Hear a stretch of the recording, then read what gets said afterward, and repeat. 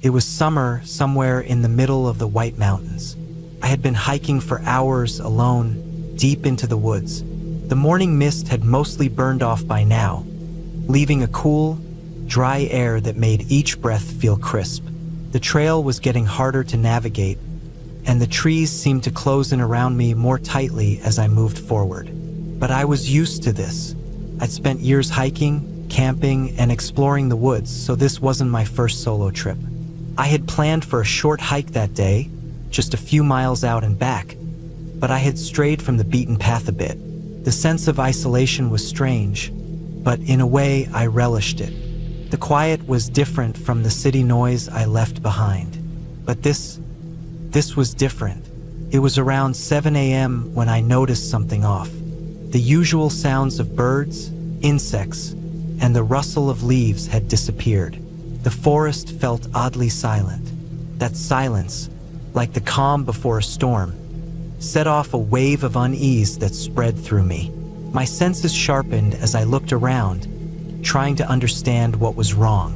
I adjusted the straps of my backpack and kept walking, the air growing heavier. The deeper I went, the more I felt like I was being drawn into something. It wasn't until I stumbled upon the campsite that I realized something was very wrong. I almost didn't see it at first. The edges of the campsite were hidden by overgrown brush, and the tent was barely noticeable through the trees. It wasn't the usual neatness of a well-set-up camp. The first thing that hit me was the scent. Something metallic, almost like rust, mingled with the sharp tang of something wrong. I stopped, frozen. I was always cautious, but now I was starting to feel a real prickle of dread crawl up my spine. I stepped closer, trying not to make noise. The shredded tent under the tree caught my attention first. It was torn apart as if something had viciously attacked it. The fabric was barely hanging on, with deep rips running through it, and it was covered in dark, streaky stains. But what really made my stomach drop was the human figure slumped near the tree. A man, barely conscious, covered in blood. He was sitting upright, his back against the tree, his eyes barely open, blinking in slow motion as if trying to process reality.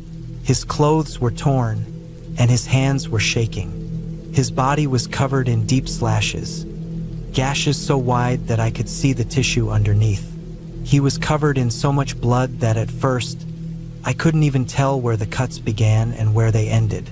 I froze for a moment, unsure of what to do. Something wasn't adding up. His wounds were too clean, too precise.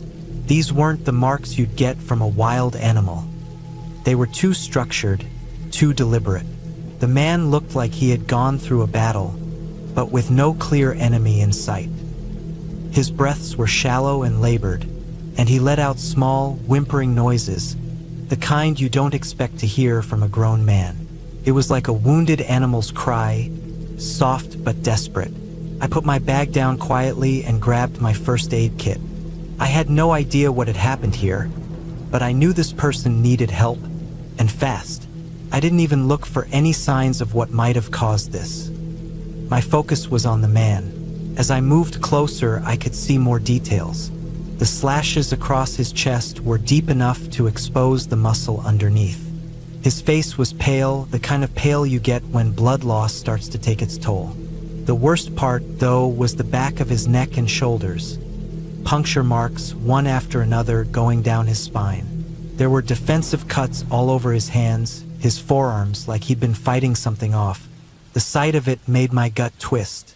I thought about getting him out of here right away, but his condition was too bad for me to carry him. I quickly set to work, cleaning his wounds as best as I could, bandaging him up, and giving him some water from my bottle. I didn't have much in the way of medical supplies, but I did what I could. I didn't speak to him. He wasn't in any state to respond, and I didn't want to make him worse. I took a quick look at my map, checked the compass, and figured the nearest road was less than 2 miles away. It wasn't far, but with his condition, I wasn't sure if he'd make it. After giving him another drink of water and securing my gear, I lifted him into a sitting position, propping him up as best I could. I knew I had to move fast. The adrenaline was kicking in, and though I was trying to remain calm, there was a knot of fear in the pit of my stomach.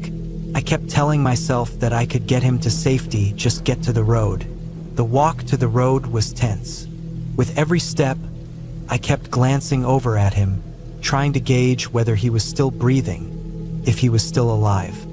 His breathing was shallow, but steady, which was a small comfort. The pain he must have been in, though, was unimaginable. I could only guess at how much of a struggle it had been for him. The blood had congealed in patches around the cuts on his body, and I could see that he was growing weaker with every passing minute. When I reached the road, I barely had time to catch my breath before a car came into view. I flagged it down, and thankfully the driver stopped. They weren't the most talkative person, but that didn't matter. They helped me load the man into the back seat and drove to the nearest station. I didn't say much during the ride. There was nothing to say. I was too focused on keeping him alive. When we reached the station, I helped unload him, and the medical staff took over immediately. They were quick to assess him, and by some miracle, he was still breathing. They offered to clean up and take care of me too, and I agreed, needing a break after the chaos of the past few hours. I was sore, exhausted, and covered in grime by the time I finished getting cleaned up. The staff offered me some food and coffee, and I sat there, trying to collect my thoughts. It was surreal. I had just found a person barely alive in the middle of nowhere, and now I was sitting in a station like it was just another day. It didn't feel real. The whole thing felt like a nightmare I hadn't fully woken up from. Before I left my number with them, asking to be updated on the man's condition. It took me 3 days to get back home, and by the time I did, I had nearly forgotten about it. That was when the phone call came. I was standing in my kitchen, unpacking from the trip when the message on my machine played. The story that came through was almost as strange as the scene I had found. The man I helped, they said, had decided to try his hand at camping, but he didn't know the first thing about the woods. He'd heard the advice to hang food from a tree to keep bears away, but he'd done it all wrong. Instead of hanging the food high, he'd placed it just above the tent. And not only that, but he didn't even hang it properly. The night before I found him, a bear had tried to get the food. It wasn't uncommon for bears to forage, but this one must have been desperate. It clawed its way up the tree, and when it couldn't reach the food, it used the tent and its occupant to try and get there. The man had woken up to find himself underneath 4 massive bear paws, feeling claws dig into his chest and stomach, all while the bear tried to reach the food above. He fought back with everything he had, trying to protect himself, but the bear wasn't interested in him as a meal. It just wanted the food. The man had somehow survived the ordeal, but just barely. The hospital staff said he was a mess, physically and emotionally. He swore to them that he was done with the wilderness forever. He was moving to the city, and he'd never step foot in the woods again. Couldn't blame him. What he'd gone through was unimaginable. As for me, I've been in the woods a lot since then, but something about that day still haunts me. The quiet, the stillness, the look in that man's eyes when I found him. Some things are just too much to understand, but in the end, the woods, no matter how beautiful, can be unforgiving.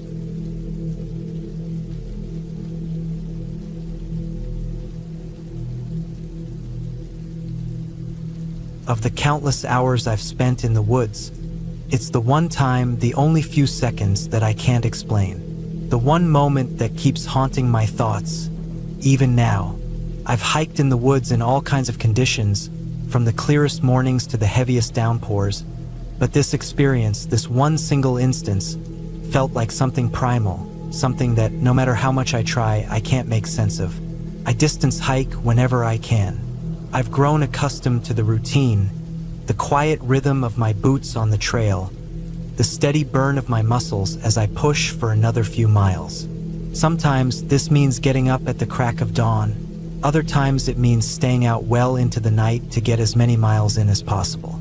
It's in these late night hours, when the forest falls into the deepest stillness, that things get a little spooky. I've done it enough times to know what to expect, but there's always that feeling, the feeling that you're not quite alone, that maybe, just maybe, something's watching. I grew up in these woods, on the edge of them, actually, where the trees meet the field, and the sounds of the outside world feel like they fade into nothing.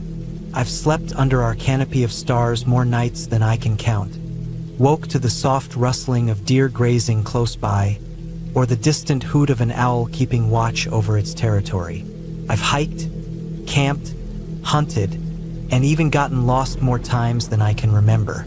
I know this land as well as I know my own skin. Every trail, every bend, every rock, and every tree has its place in my memory. But this particular morning, this was different. It was late spring.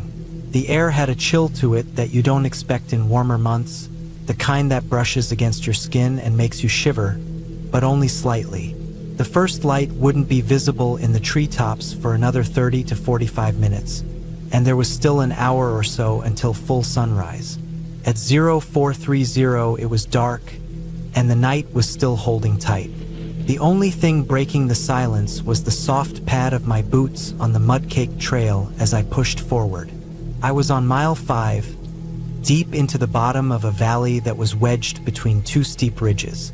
The trail was narrow, the air thick with moisture, and the only sound was my breathing. The underbrush was dense here, young maple saplings and twisted oak trees creating an almost impenetrable wall around me. The trail had been muddy, the kind of thick, sticky mud that clings to your boots, but it was manageable. My headlamp, the only source of light, cast a weak, dull glow ahead of me, just enough to keep my path visible. My thoughts were drifting, lost in the rhythm of each step. The forest felt like it was holding its breath, and I was barely aware of the stillness around me until it happened. Crack. The sound split through the silence like a gunshot, and I froze, my heart leaping in my chest. My head snapped up, and for a split second, I thought I had misheard it. The sound had been loud, too loud, and the timing of it made my stomach twist. It wasn't the usual noise of wind shifting through the trees or the snap of a branch falling to the ground.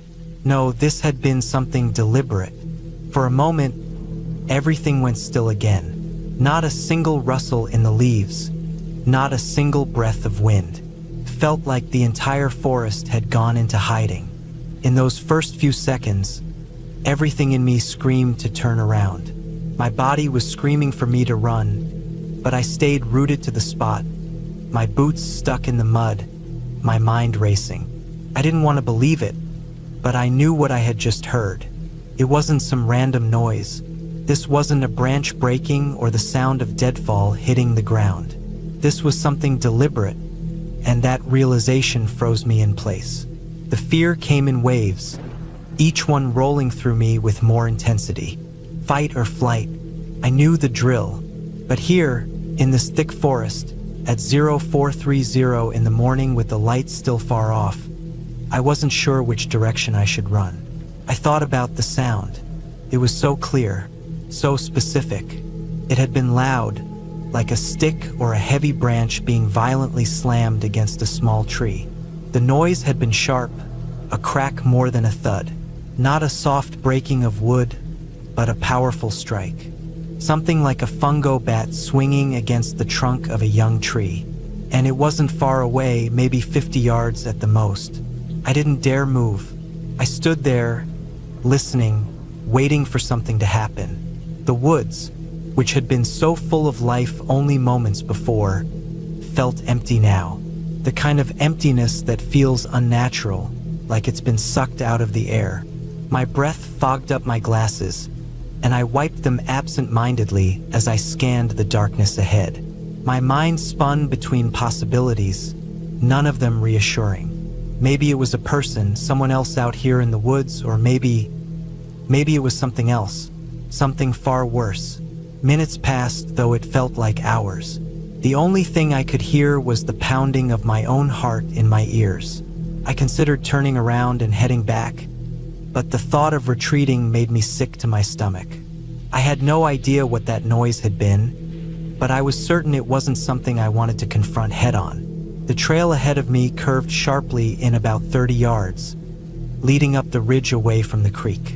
This meant that when I did move, I would have to turn my back to whatever it was, and I couldn't shake the feeling that something was out there, waiting, watching. I waited. It was dead quiet. There was no more noise. I wanted to believe it was nothing, just the woods playing tricks on me. But in my gut, I knew. The hairs on the back of my neck stood up, and every instinct I had told me that this was no ordinary hike. Finally, after what felt like an eternity, I gathered what little courage I had left and slowly started moving forward, one cautious step at a time. My headlamp flickered with each step, casting long, distorted shadows of the trees that loomed ahead. Every branch, every vine, seemed to move with the faintest breeze, but I knew better than to trust it. The trail was narrow, the underbrush thick, and my focus was entirely on the bend ahead. If I could just make it there, I told myself I would be out of the worst of it. As I neared the turn, the scent hit me, a stench so foul, so repulsive, that it nearly knocked the air out of my lungs. It was impossible to describe fully, but I'll try. It was like wet, rotting flesh, a smell of decay so deep it burned my nostrils. Something about it was wrong in a way I couldn't explain. It wasn't just a dead animal smell, but something older, more sinister. It lingered in the air, thick and oppressive. I didn't stop. I pushed forward, my heart hammering in my chest. The ridge was close now, and I could see the faint outline of the trees ahead. The first light was just beginning to spill over the horizon, painting the world in soft shades of blue and gray. I didn't stop until I had climbed to the top of the ridge, my breathing heavy, my body slick with sweat despite the cold air. And still, I didn't stop. I didn't look back. I just kept moving, faster now, my pace quickening as the daylight grew stronger. The birds hadn't started chirping yet, but the forest was no longer silent. I could hear the wind stirring in the treetops, the soft rustle of leaves, the creak of branches. The world felt normal again. I don't know what I heard that morning. I don't know what made that noise or why the air smelled like death. I've hiked these woods for years, and I've seen and heard just about everything the forest has to offer. But I've never encountered anything like that. It wasn't a bear or a deer or any kind of animal I recognize. It wasn't human either. There's no rational explanation for what happened, no clear answer. And the worst part still doesn't sit right with me. It's the one experience that doesn't have a neat explanation, and that's why it's stuck with me all this time. There are sounds in the woods that we can explain. Wind, animals, trees shifting in the breeze. But there are others, like this one, that just don't fit. And no matter how many times I try to rationalize it, I can't shake the feeling that something was out there that morning, something I'll never fully understand. So now, when I head out on a hike, when I walk those familiar trails, there's always a part of me that's listening for that crack again, waiting for the smell to hit the air. And even though I've been out there 100 times since, I can't forget that moment. The one moment that's still, after all these years, the one I can't explain.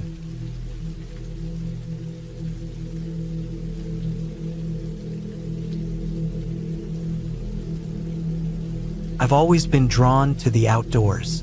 There's something about being in the wilderness, miles away from civilization, that both calms and excites me. It was a perfect weekend, with clear skies and just enough chill in the air to remind you that fall was closing in. My buddies and I had decided to tackle a section of the Appalachian Trail, a trip we'd been talking about for a while. The excitement of the hike, the promise of long days filled with nothing but miles of trail, towering trees, and quiet moments. It was exactly what we needed. We'd been on the trail for hours, the kind of hike where you lose track of time and don't care. the rhythm of your feet against the earth, the hum of the forest. It all blurs together. The only sounds were the occasional chirp of birds or the rustle of leaves as squirrels scurried about. Then we came across it. The trail had started to narrow, the trees leaning in closer, the air thickening with the smell of moss and wet bark. There was a slight bend ahead, and as we rounded it, we saw something that immediately caught our attention. A bundle of sticks. It was just off to the side of the path, but positioned carefully, leaning against a large rock as if someone had intentionally placed it there. At first, I thought it was just some random pile of branches, but the more I looked at it, the more I realized it wasn't just that. The sticks were arranged in a way that reminded me of something I'd seen before, those weird, unsettling figures from the Blair Witch Project. You know, the kind of thing that makes your skin crawl just by looking at it. I had a moment where I thought about the possibility of it being something, well, not human, but brushing that thought aside, I figured it was probably just another hiker messing around, or maybe someone out there just left it for fun. I picked it up, deciding it'd make for a cool souvenir, and tucked it into my backpack. We didn't say much about it after that. The hike was long, and we had to keep moving. We finally reached our camping spot by a small clearing, a perfect place to set up for the night. The sky had darkened by the time we were done cooking up some instant ramen and dehydrated meals. We were all tired, so after a quick conversation about how great the day had been, we each retreated to our tents to sleep. The night was peaceful, if not a little too quiet. I had a hard time falling asleep, the kind of feeling you get when the silence is almost too much to bear. I kept hearing things. A branch cracking here, the distant rustling of something in the underbrush there, but nothing too unusual, just the woods being woods. The next morning I woke up first. My eyes blinked open to the dim light of dawn filtering through the tent fabric. I could hear the others still snoring softly in their tents, so I decided to get the coffee going. The forest was still, the air cold and crisp, and I felt that familiar thrill of being alone out there.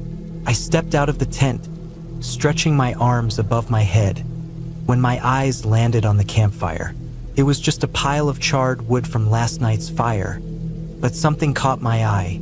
Sitting right on top of the remains was the same bundle of sticks.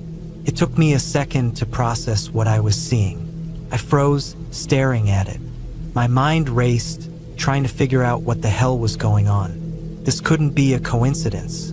The exact same bundle we had found on the trail the day before, placed carefully on top of the ashes. But I knew for certain that none of us had put it there. My first thought was to check my backpack, just to make sure I wasn't imagining things. I unzipped it, pulled out the bundle I had picked up the day before, and stared at it. Same size, same shape. There was no doubt in my mind. The one on the fire had to be placed there by someone else. I called out to my buddies, who groggily shuffled out of their tents. I didn't mention the stick bundle at first, trying to remain calm, but I could see the confusion on their faces when they saw the pile. They swore they didn't put it there either. We all had the same thought. Someone else must have been around, someone else who was up and active while we were sleeping. But the more I thought about it, the less it made sense. It wasn't like we were on a popular trail. We were miles away from the nearest campsite, deep in the woods. Whoever had placed that bundle had to be either incredibly close, or it was some kind of bizarre coincidence. But the more I looked at the two bundles, the more I couldn't shake the feeling that something wasn't right. The bundles were nearly identical. In fact, they were almost too identical. It was hard to believe anyone could make such a close replica without seeing the original. We were far from the trail, and there was no way anyone could have snuck up on us, made the replica, and left it on top of the firewood without us noticing. As the morning wore on, I couldn't stop thinking about it. We packed up our campsite, trying to push the weirdness out of our heads. Maybe it was just a weird coincidence, a prank that one of us had played and forgot about. But deep down, I couldn't shake the feeling that something was wrong. We finished our hike and made our way back to the car, the usual chatter of the trail easing the tension, but I could tell everyone was just as uneasy as I was. We never spoke much about the bundles after that, not even as we left the woods. It felt like the kind of thing you didn't want to dwell on. But in the quiet of my own mind, I couldn't let it go. Here's the thing that messes with me, though: the bundle in my pack was still the one I had picked up from the trail. The one I found by the fire was not the same one. No matter how you looked at it, there was no reasonable explanation for how that stick bundle ended up there.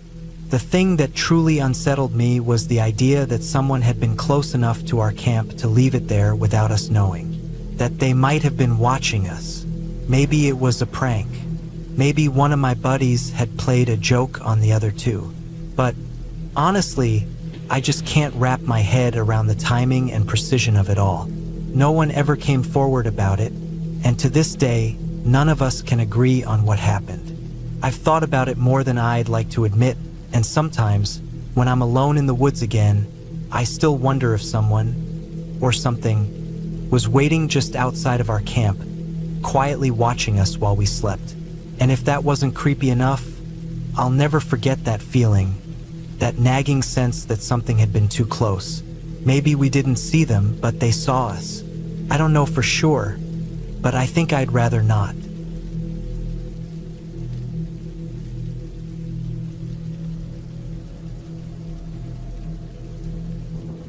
When I was in high school, we took a school trip to hike the Georgia section of the Appalachian Trail, and then we planned to head up into Tennessee. We had a small group, around 15 of us, plus 2 teachers. I think it was supposed to be a team-building thing, but honestly, it felt like just another trip to get us out of class. I'd never been on a trip like this before. Hiking, sleeping in shelters, relying on the group. It was all new, and I wasn't sure how it would go. The first day was pretty standard. Long stretches of quiet trails, the smell of pine trees, the occasional chirp of birds, the crunch of dirt and leaves underfoot. Everyone in our group was talking and laughing, mostly enjoying the outdoors, even if it was a little muddy and the air was damp. We took breaks every now and then, some of us more out of shape than others, but we kept moving. By evening, we'd arrived at the shelter where we were supposed to spend the night. It was one of those simple wooden structures built by the Park Service, with an open space where we could set our bags and sleep, and a roof overhead to shield us from the weather. The first thing that struck me about the shelter was the odd man who was already there when we arrived. He was sitting at the far end, facing the fire pit, in a faded green jacket and a wide-brimmed hat that shaded his face. He didn't look like he belonged there, not like the usual hikers.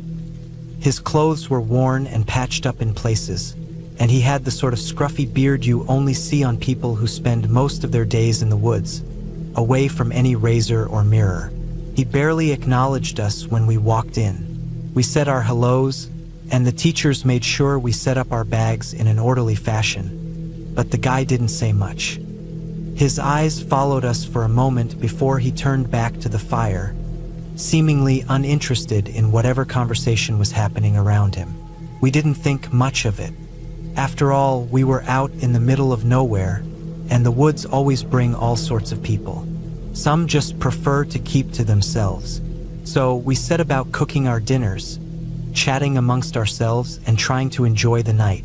It wasn't until much later that I noticed the strange things about him. As the evening wound down, some of us gathered around the fire to keep warm. The man, who I later learned was named Bill, didn't join us. He stayed off to the side, fiddling with something in his pack. His movements were slow, deliberate, like he was organizing his things with care, almost too much care. There was something unsettling about it, but at the time I didn't pay it much attention. A few of us were sitting around the fire when Bill suddenly got up and walked over to where we were. He didn't say anything, but one of the guys asked if he had a cigarette. Bill nodded, pulled out a battered pack of smokes from his coat pocket, and handed it over. The guy took one, and Bill rummaged through the pack for a few moments, muttering to himself as he pulled out another, and then a third. When he gave the last one to me, I noticed something strange. His pack didn't just contain cigarettes. As he opened it up to grab another, I saw the contents of his bag spilled out. There was a bottle of whiskey, 2 or 3 dozen small, folded mousetraps, several sealed pouches of tobacco, and, oddly enough, a single book. That was it. No food. No snacks. No sign of anything to eat at all. I stared at the mousetraps for a long time, feeling a chill run up my spine. Bill must have caught mice with them. The thought was so strange, so out of place in the middle of this beautiful forest. It didn't fully hit me until after he had already left. But then, the details started to bother me. Why didn't he have any food? Why only tobacco and whiskey? And the mousetraps? There was something almost methodical about how he had arranged them in his bag, like he had planned every move of his life in the woods. The conversation shifted back to the normal topics: sports, school, the usual teenage stuff, but I couldn't shake the feeling that something was off about Bill. We stayed up for a while longer, laughing and talking by the fire, but I kept glancing over at him, still sitting in the same spot, barely moving. I had this nagging thought that he wasn't really here with us. He wasn't part of the group. He was just existing in the same space, living his own strange, isolated life.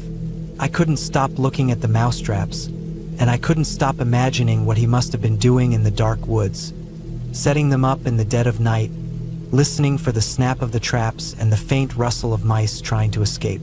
Later, when it was time to sleep, I lay awake in my sleeping bag, the smell of the fire still thick in the air, the occasional hoot of an owl echoing in the distance. Every creak of the shelter made me jump, and I found myself straining to hear if anyone was moving outside in the night. I never heard anything from Bill, but I couldn't shake the thought that he might have been out there, working in the dark, catching whatever critters he could with those traps. The next morning, I woke up early to the sound of rustling. I rubbed my eyes and blinked into the half-light of dawn. Bill was already up, packing his things in his usual quiet manner. He had a strange smile on his face as he picked up his gear, a smile that seemed almost satisfied? Couldn't be sure. His eyes were narrow, his face hidden under his hat, but there was something about him that looked almost content in a way I couldn't place. We were all half awake, stumbling around to make breakfast, still groggy from a night of restless sleep. I saw Bill slip out quietly, without a word. The odd thing was, he didn't really seem to be in a hurry. It was like he was just drifting through, leaving us behind, slipping out of the shelter and back into the woods as easily as he'd come in. It wasn't until after he left that I realized something. There was no food in his bag. No snacks, no jerky, nothing that would suggest he'd been preparing for a long hike. Just tobacco, whiskey, and traps. I didn't realize it at the time, but I could have offered him something, a granola bar or a trail mix packet, but he didn't seem to need it. It was like he didn't care about food, as if he was living off something else. Something hidden in the woods beyond what we could see. As the group packed up to continue our hike, I found myself thinking more and more about Bill and his traps. There were no mice around the shelter when we left, but I had a feeling that Bill had caught more than enough the night before. He didn't need to talk to us. He didn't need to explain anything. He was fine on his own, doing his own thing in the deep woods, surviving in a way I couldn't understand. I still don't fully understand what drove him to live like that. Was he just some hermit out there for the peace and solitude? Or was there something darker behind those traps? Something that went beyond catching a few mice? I'll never know. Maybe that's part of the mystery of it all. But I can't help but wonder what happened to him after that night. I hope he's doing well, catching the mice he wants to catch, or whatever it is he's hunting in the woods. Some people just belong to the forest, and maybe Bill was one of them.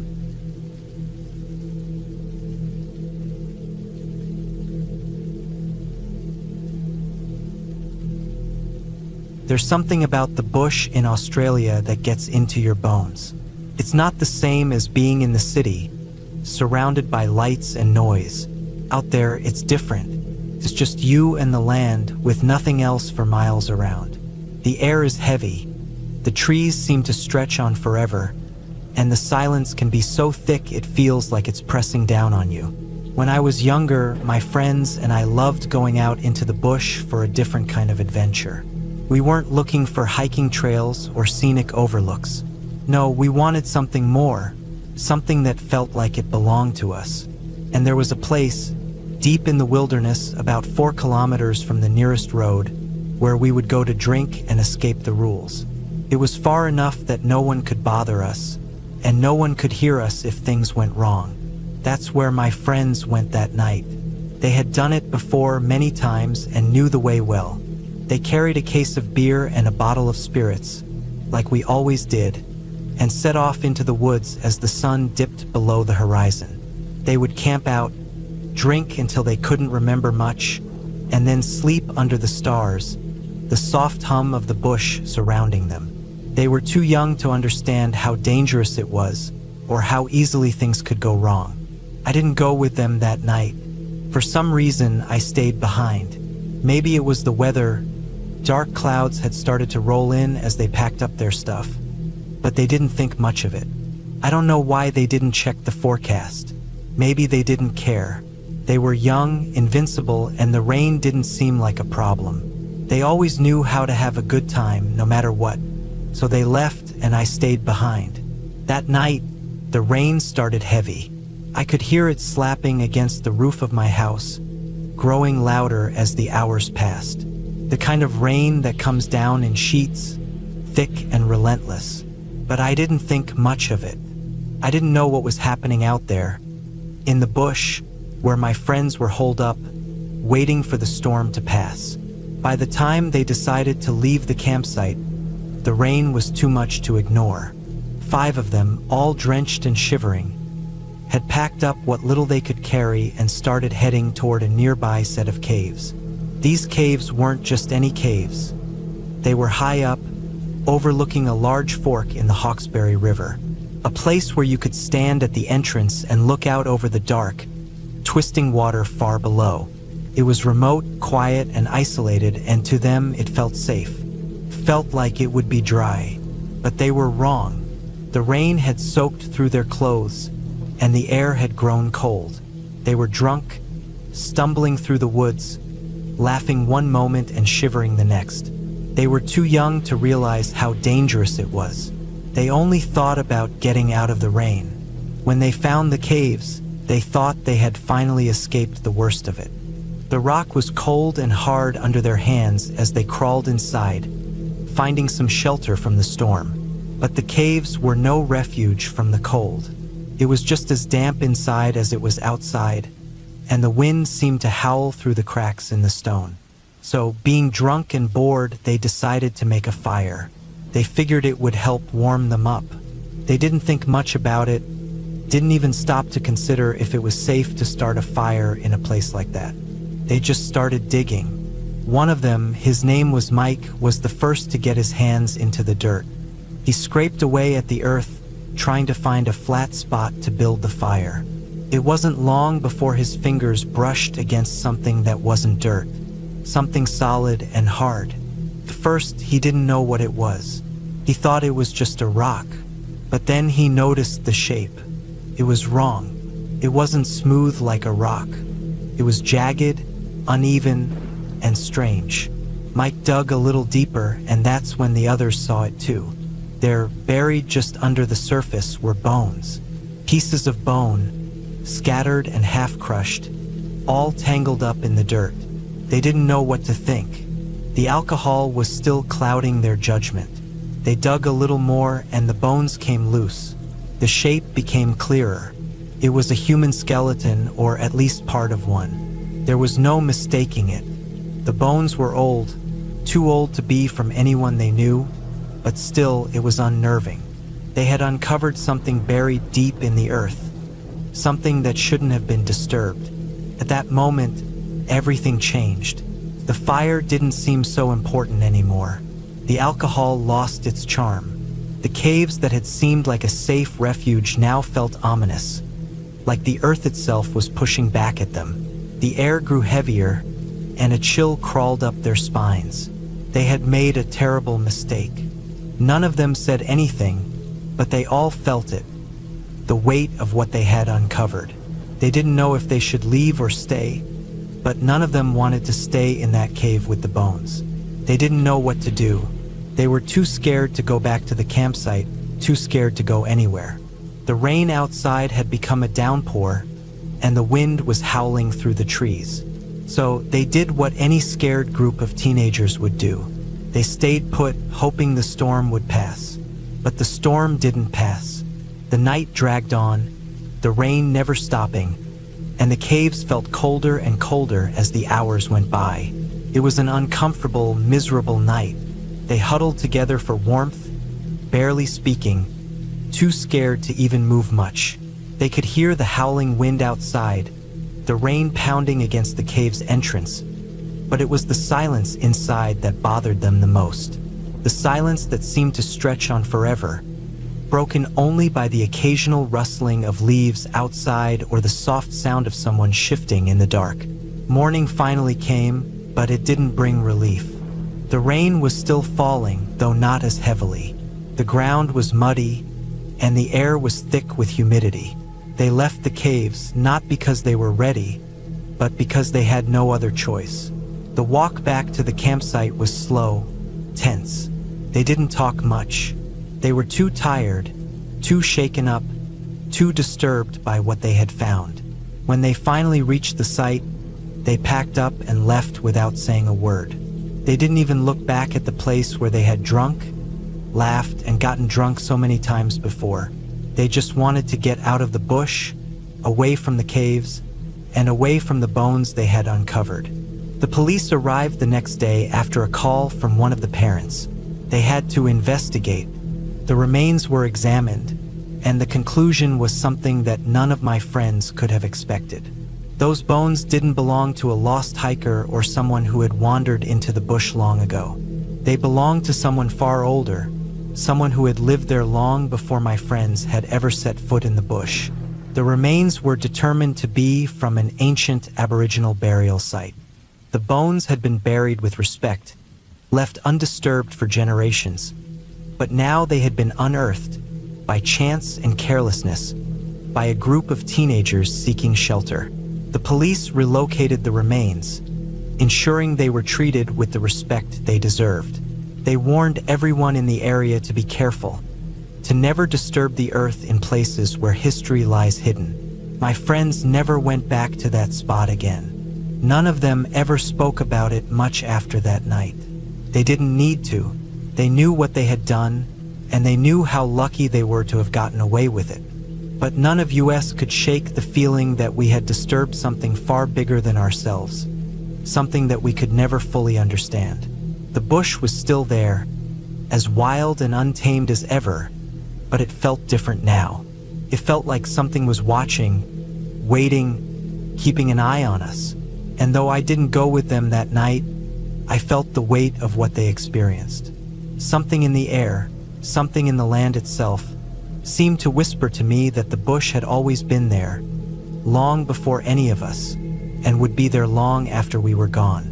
And that's the part that always stayed with me, that the land remembers, and sometimes when you disturb it, it remembers you too.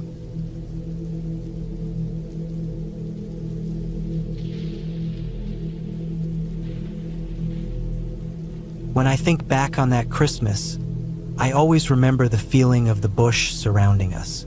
It was so thick and green, and the trees towered over our campsite like giants. I was only 5 at the time, but the memories are sharp, as if they were only yesterday. The air was fresh, and the world seemed quieter out there, cut off from everything else. My family, along with a few other families, used to go camping in that same spot every year.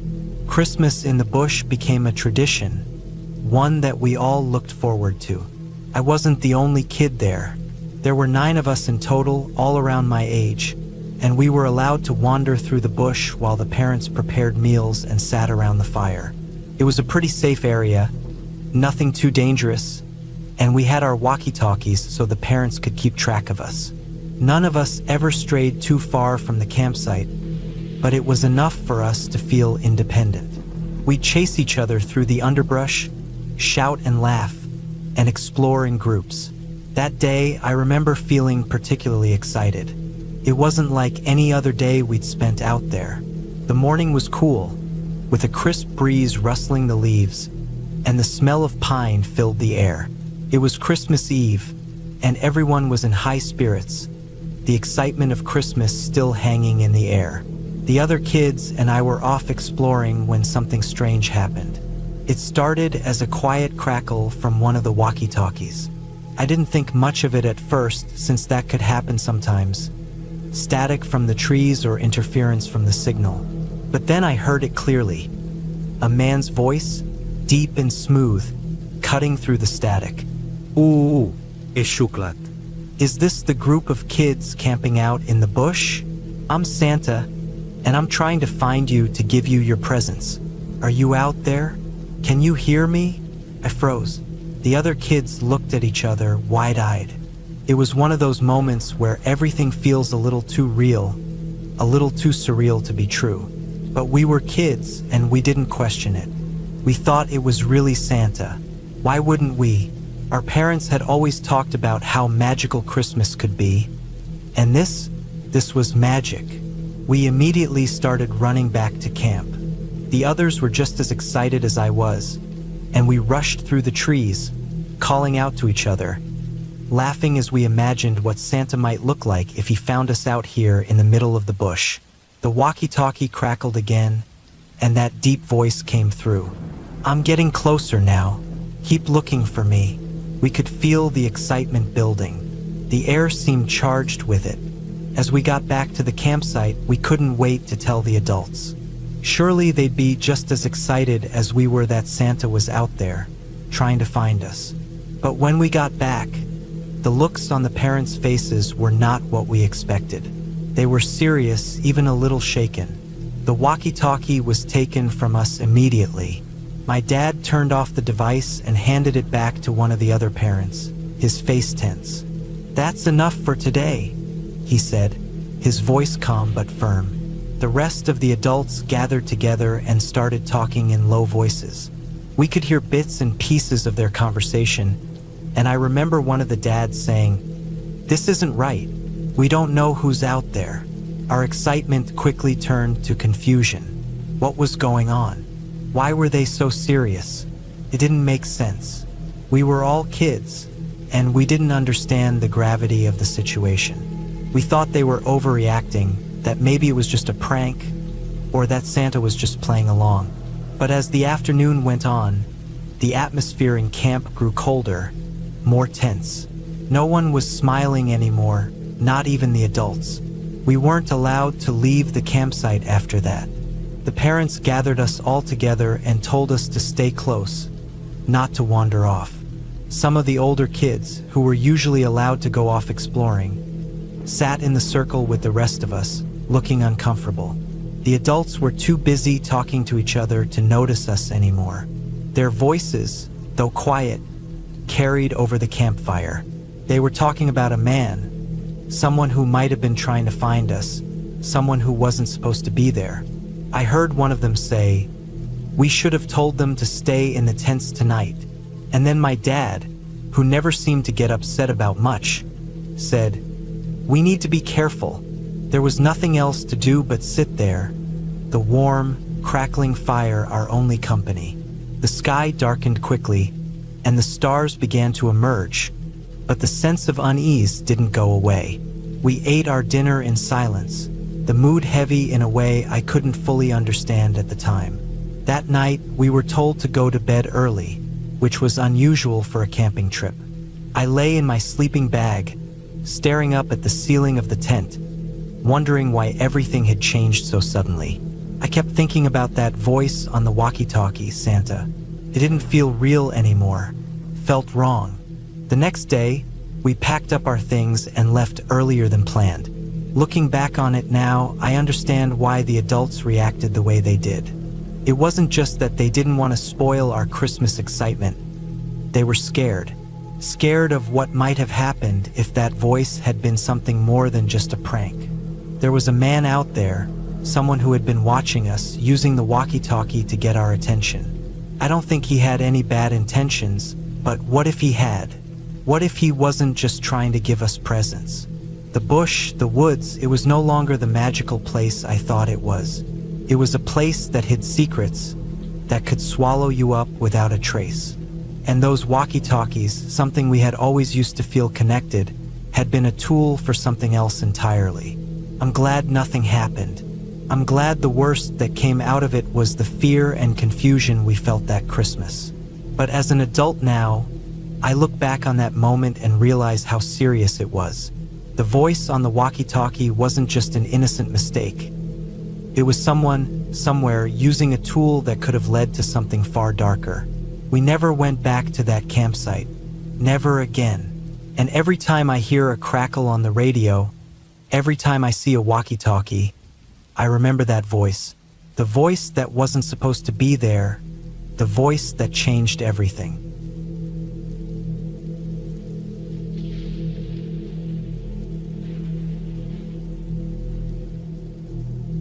I had always been drawn to the idea of camping alone.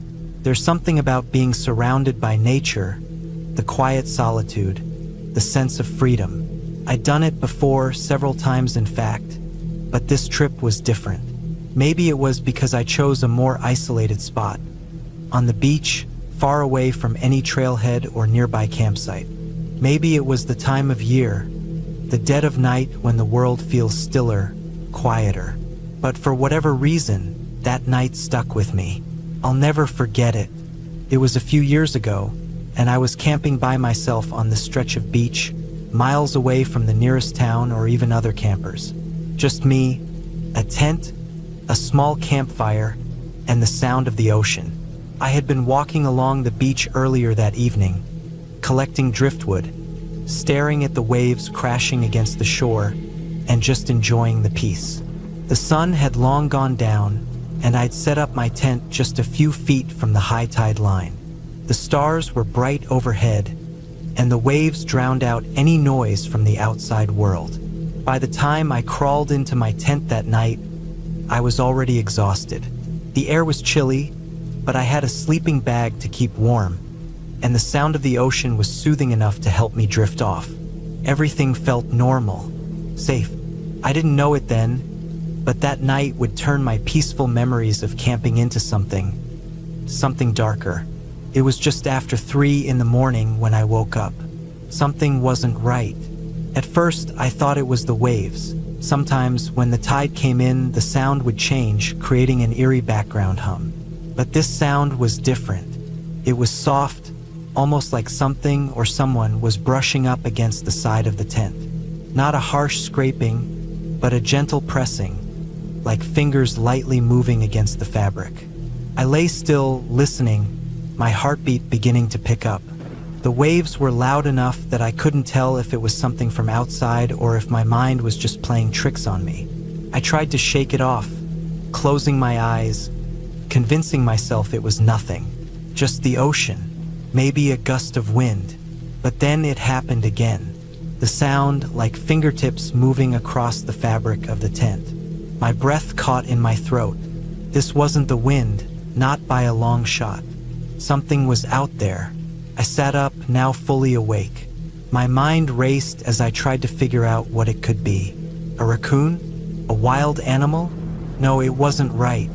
There was no sound of scurrying or rustling, just that soft, deliberate brushing.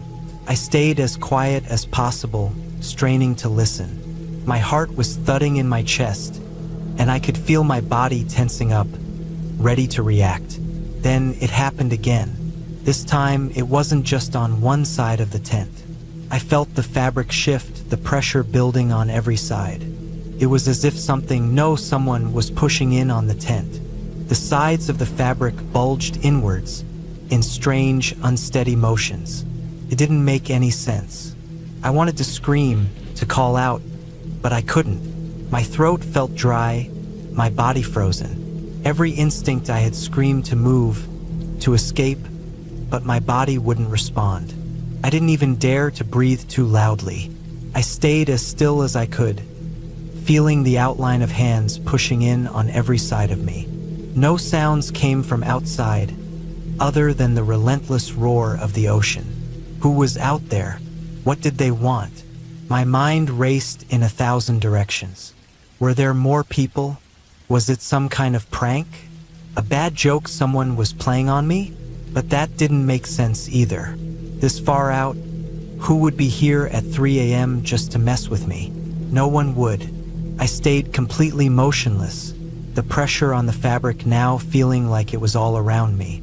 The tent was small, barely enough room for me to lie down comfortably, and now it felt like the walls were closing in. I could make out the shape of what seemed like hands on each side of the tent.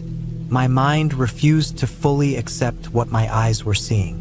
This couldn't be real, could it? A few moments passed, though it felt like hours. Every second dragged on, thick and heavy, as the hands pressed in, almost gently, like they were testing the fabric, feeling for a way to get inside. There was no movement outside, no sound at all other than the waves. No footsteps, no breathing. Finally, the pressure stopped. It was sudden. One moment, the sides of the tent were pressing in, and the next, everything was still. I waited, unable to move, unable to do anything but listen to the pounding of my own heart. The stillness was deafening. My mind reeled, trying to make sense of what had just happened. Could it have been a dream? A hallucination? But I knew it wasn't. I knew that what I had felt was real. It wasn't a trick of my mind. Something had been out there. The minutes dragged on, but I couldn't bring myself to leave the tent. I had to make sure it was safe, but I was too terrified to even unzip the door. What if they were still out there, waiting for me to come out? What if I was being watched? I stayed there in the darkness, my body trembling, too afraid to close my eyes. I could hear nothing but the ocean now, the sound of the waves crashing against the shore almost suffocating in its emptiness. Time seemed to stretch on forever. Then I couldn't take it any longer. I needed to know. Slowly, I reached for the zipper on the tent door, my hands shaking. I unzipped it as quietly as I could and pushed my head out into the night air. I grabbed my flashlight and flicked it on, the beam cutting through the darkness. The sand outside was undisturbed, the beach empty. But as I moved the light around, I saw something that made my blood run cold. Footprints, shoe prints all around the tent. Dozens of them. Small, shallow impressions in the sand, scattered like someone had been pacing around my tent. They were everywhere, around the sides, the back, even near the entrance. Whoever it was had been walking around, staying just out of sight, waiting for me to make a move. I stepped out of the tent, my legs still weak. The air was cold against my skin, and I could feel the hairs on the back of my neck standing up. I scanned the area, but the beach was deserted. There was no one in sight, no one hiding behind the rocks, no sign of movement, just the sound of the waves. Whoever had been out there had vanished, but the footprints were real. I stood there for a long time, staring at the prints, my flashlight flickering in the dim light. A chill ran through me as I realized how close I had come to something I couldn't explain. I didn't know if it had been a prank, a threat, or something else entirely. But I knew one thing for sure.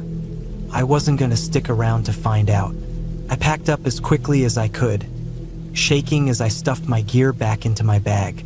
The adrenaline kept me moving, but I couldn't shake the feeling that someone, or something, was still watching me, waiting for me to make my next move. My mind raced as I tried to rationalize what had happened. I had to believe it was just kids messing with me, just a group of pranksters, trying to scare someone alone on a deserted beach. But the more I thought about it, the more I realized how creepy it all was. It wasn't just the footprints. It was the way they had moved around the tent, pressing in on all sides without making a sound. The way I hadn't heard a single footstep or breath, despite the fact that someone had been so close. The whole thing felt wrong in a way I couldn't explain. I hurried back to my car, almost stumbling as I made my way through the sand. The beach was quiet again, and the waves continued to crash against the shore, indifferent to the fear that had gripped me. I didn't look back as I drove away. I didn't want to know if someone was still following me. It's been years since that night, but I'll never forget it. Whenever I think about camping now, I remember the pressure on the sides of that tent, the feeling of something or someone pushing in, and the strange, eerie silence that followed. I still don't know who or what it was that night, but I've never camped alone on a beach again, and I never will.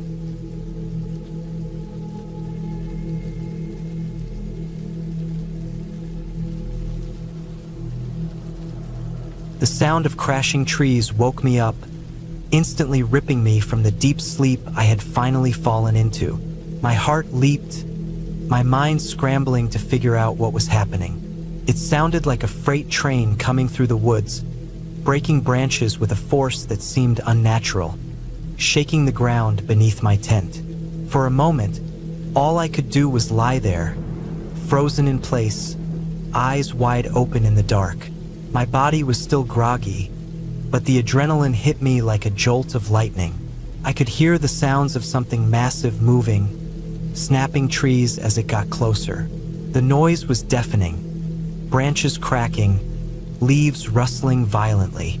My breath hitched in my chest. What the hell was that? I didn't move, couldn't. Whatever it was too big to be anything I could handle. I was alone out here, deep in the woods, miles from any help. If it was an animal, it could easily crush me without a second thought. My mind raced, but I could barely process anything. I was gripping my sleeping bag so tightly, my knuckles turned white. The smell of the forest around me, the earth, the dampness in the air, all became sharper. The world felt still except for that terrifying noise. Suddenly, the sound came crashing even closer. It was so loud, so forceful, that I thought the ground might give way beneath me. The thud of something massive, something heavier than anything I had ever imagined, reverberated through the earth. I held my breath, not daring to make a sound, not even daring to move. The moose was right outside. I could hear its hooves scraping the ground, feel the vibrations as it moved with terrifying speed through the forest. The trees around me seemed to tremble in its wake. I heard it breathing heavily, a low, guttural sound like a train's engine straining under load. It was right there, so close I could hear it snorting, almost feel the heat of its body through the thin fabric of my tent. Time seemed to slow. I felt the air shift around me, the forest alive with this unknown threat. The smell of wet leaves, pine, and earth mixed with the sharp scent of fear that seemed to rise in my chest, suffocating me. My mind went into overdrive. How had it gotten so close without me hearing it approach? It wasn't a bear. The footsteps weren't that heavy. No, this was something else entirely. Something bigger. Something that could crush me without even realizing I was there. I told myself to stay still. Do not move. Do not make a sound. The sounds of the moose's movements grew louder, and for a moment, I thought it was going to crash right into my tent. I could hear it breathing harder now, its steps heavy and erratic. My heart pounded in my ears.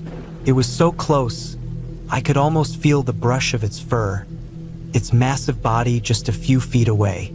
I tried to focus, tried to think clearly. I knew moose weren't naturally aggressive, but if it felt threatened, it could charge. I had no way of knowing what it was thinking. I could only hope it didn't feel cornered or provoked. I had no idea how to defend myself against something like that. No bear spray, no weapons. Just me and the thin walls of my tent between me and an animal that weighed over 1,000 pounds. The thumping of hooves became more erratic, more frantic, as the moose stomped around. It was moving in a circle, pacing around my campsite, and I could hear the underbrush being trampled, the sound of branches being snapped underfoot. I felt the ground shift again, a heavy thud right outside my tent, and then the sound of something massive brushing against the fabric of my tent. My breath caught in my throat. The moose was so close. I could hear its breath through the fabric, feel its movements. I could hear the soft rustling of leaves as it shifted its weight. My heart was hammering in my chest, and every muscle in my body was tense, ready to spring into action, but I couldn't move. What if it stepped on me? What if it didn't see me? I was only a few feet away, just inches from being crushed by the sheer weight of it. One misstep, one wrong movement, and I could be done. The moose took another step, and I could feel the pressure on the ground around me, like the earth itself was groaning under its weight. The tent seemed to shrink in on me, the thin material feeling more and more like a flimsy shield, something that could be easily torn through by this beast. I could hear its breath getting louder, heavier. It was right there, right beside me. My whole body went rigid with fear. Then, as quickly as it had started, the sound of the moose began to fade. The rustling of trees, the breaking of branches, the frantic steps. It all started to move further away.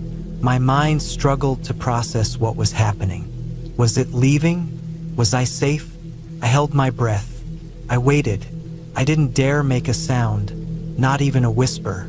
The world outside felt distant, too quiet, as if the forest itself was holding its breath with me. It took what felt like hours, but eventually, I dared to exhale.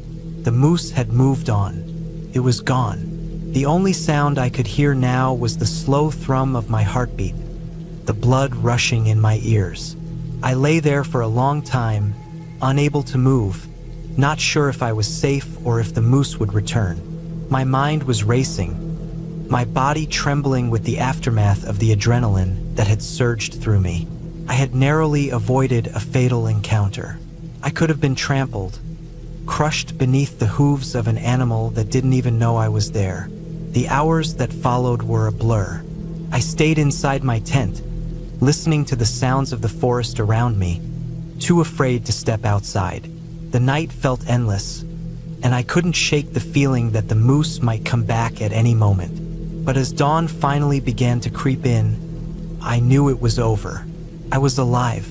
The morning light filtered through the trees, casting soft rays across the forest floor.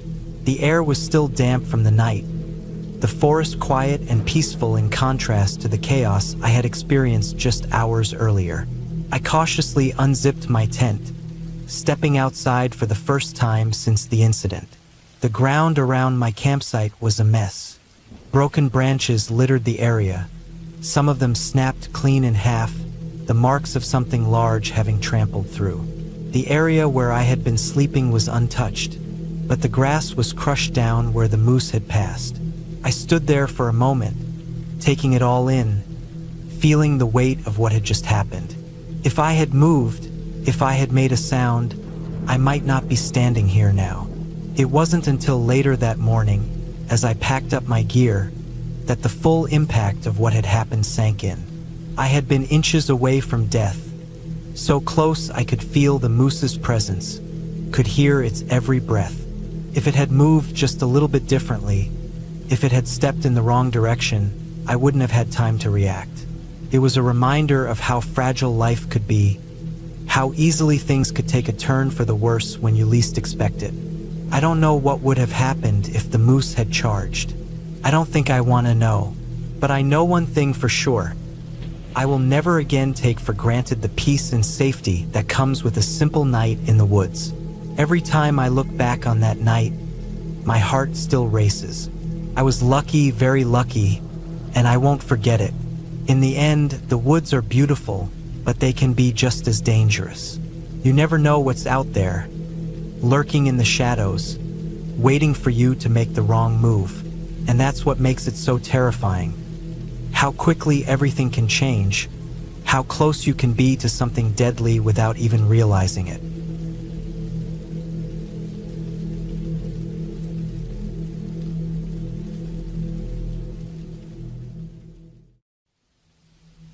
I had been backpacking in New Hampshire with a group of friends, planning for a relaxing time out in the wilderness.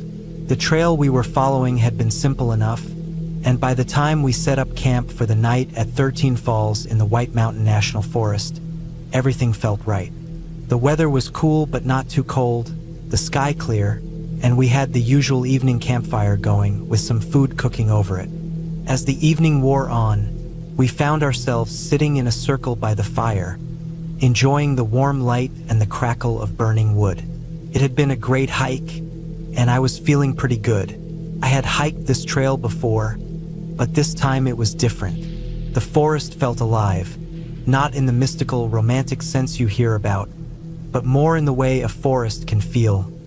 Distant, ancient, and full of things that might be watching but don't reveal themselves easily. I tried to push that feeling out of my mind. After a while, I stood up to stretch. The firelight flickered across the trees, casting long shadows that made the woods seem even darker. I had to pee, so I decided to wander off a little bit. Nothing out of the ordinary, just stepping away from the fire to handle my business. The night was still. The only sounds the rustling of leaves and the occasional snap of a branch. I walked away from the campsite, following a narrow path that led deeper into the woods. The moonlight was faint, barely enough to see by, but I didn't mind. I knew the area well enough, or at least I thought I did. I found a small patch of clearing and, standing off the trail, started to take care of things. The moment I finished, I turned back toward the fire, but something caught my eye. Just off to the side, there was a strange mark in the ground. At first, I thought it was just the way the light hit the earth, a trick of shadow and stone. But then I realized it was something more deliberate. There was a perfect circle etched into the dirt, about 5 feet in diameter. Inside the circle were several metal tuning forks, stuck upright in the ground like strange sentinels. They were arranged around the edge of the circle, spaced evenly apart. I froze. The first thought that crossed my mind was that it had to be some kind of prank. Someone must have come out here before us and left it for us to find. But something about it didn't sit right with me. The forks were too perfectly arranged, too intentional, and the way they were positioned, each one standing straight up, no signs of being disturbed, felt off. The dirt around the circle was smooth, like it hadn't been touched in years, even though the rest of the forest floor showed signs of being walked on. A knot formed in my stomach. I wasn't the kind of person to get spooked easily, but this was something different. I didn't feel like I was in a normal place anymore. It wasn't just the sight of the forks or the odd circle. It was the way the air felt. It felt thick, almost heavy, like the woods were holding their breath, waiting for something. I took a few steps closer to the circle, drawn to it despite myself. I wanted to know what this was, how it got there, who made it. But at the same time, I didn't want to touch it, didn't want to disturb whatever strange thing was happening. I wasn't about to mess with anything out here. I had heard enough stories about weird rituals and spooky happenings in places like this to know that you don't interfere. So I stood there, staring at it. My heart was beating faster than usual now. I felt paranoid, like something was watching me.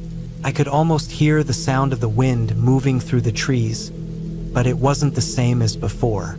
It felt like it was moving in a way that was more deliberate, like the trees themselves were shifting, observing. Suddenly, I heard a rustle behind me. My stomach dropped, and I snapped my head around, but there was nothing.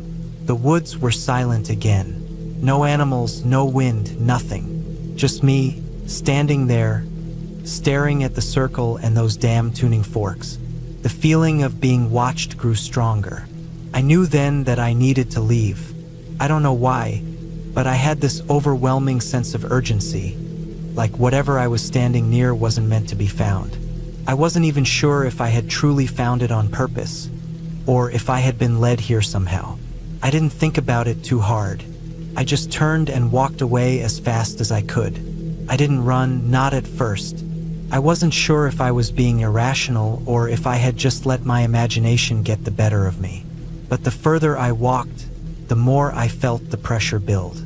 It was like the air was heavier now, and the woods were getting closer, closing in around me.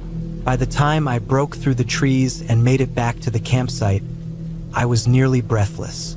The fire was still crackling, and the group was sitting around it, chatting and laughing. I could hear them, but I couldn't shake that sense of being out of place, like I didn't belong there anymore. I quickly went back to the group, but I didn't say anything. I didn't want to sound paranoid or worse, like I was making something out of nothing.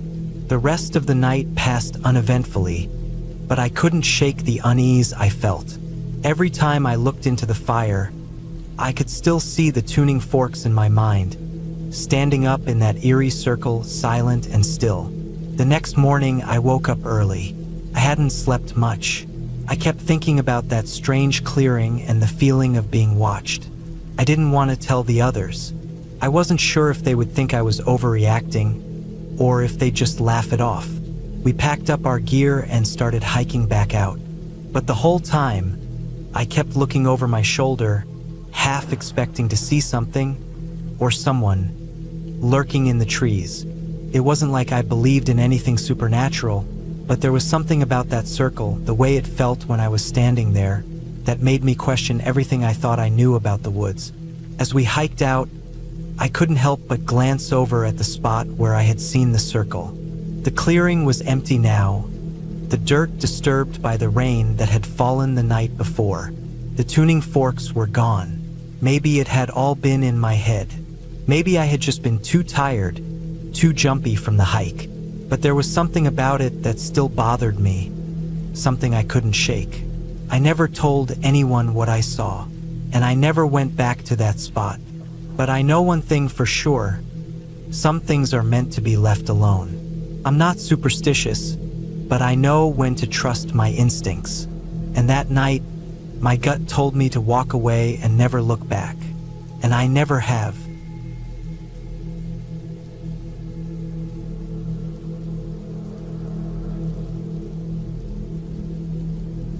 I've always loved the outdoors. Growing up, I spent more time in the woods behind my childhood home than inside the house. When I became a father, I was determined to share that same sense of adventure with my kids. They were still young. Charlie was 9 and Megan was only 6, but I figured a short hike to a nearby cave would be the perfect way to ease them into exploring nature. The cave was only a 10-minute drive from our house. It wasn't anything special by spelunking standards, just a small cavern you could walk through in about half an hour. Locals knew about it, but it wasn't exactly a tourist destination. So I wasn't surprised when we pulled up to the small dirt parking lot and found it empty. "Wow, Dad, this looks like something out of a movie," Charlie exclaimed as he hopped out of the car. Megan, ever the quieter one, stuck close to me, clutching her little pink flashlight like it was a magic wand. The air smelled damp, a mix of wet soil and decaying leaves. The entrance to the cave was wide and inviting, framed by a cluster of moss-covered rocks. I double-checked our gear, flashlights, snacks, and a small first aid kit, then led the kids toward the opening. "Stay close to me," I said, more out of habit than concern.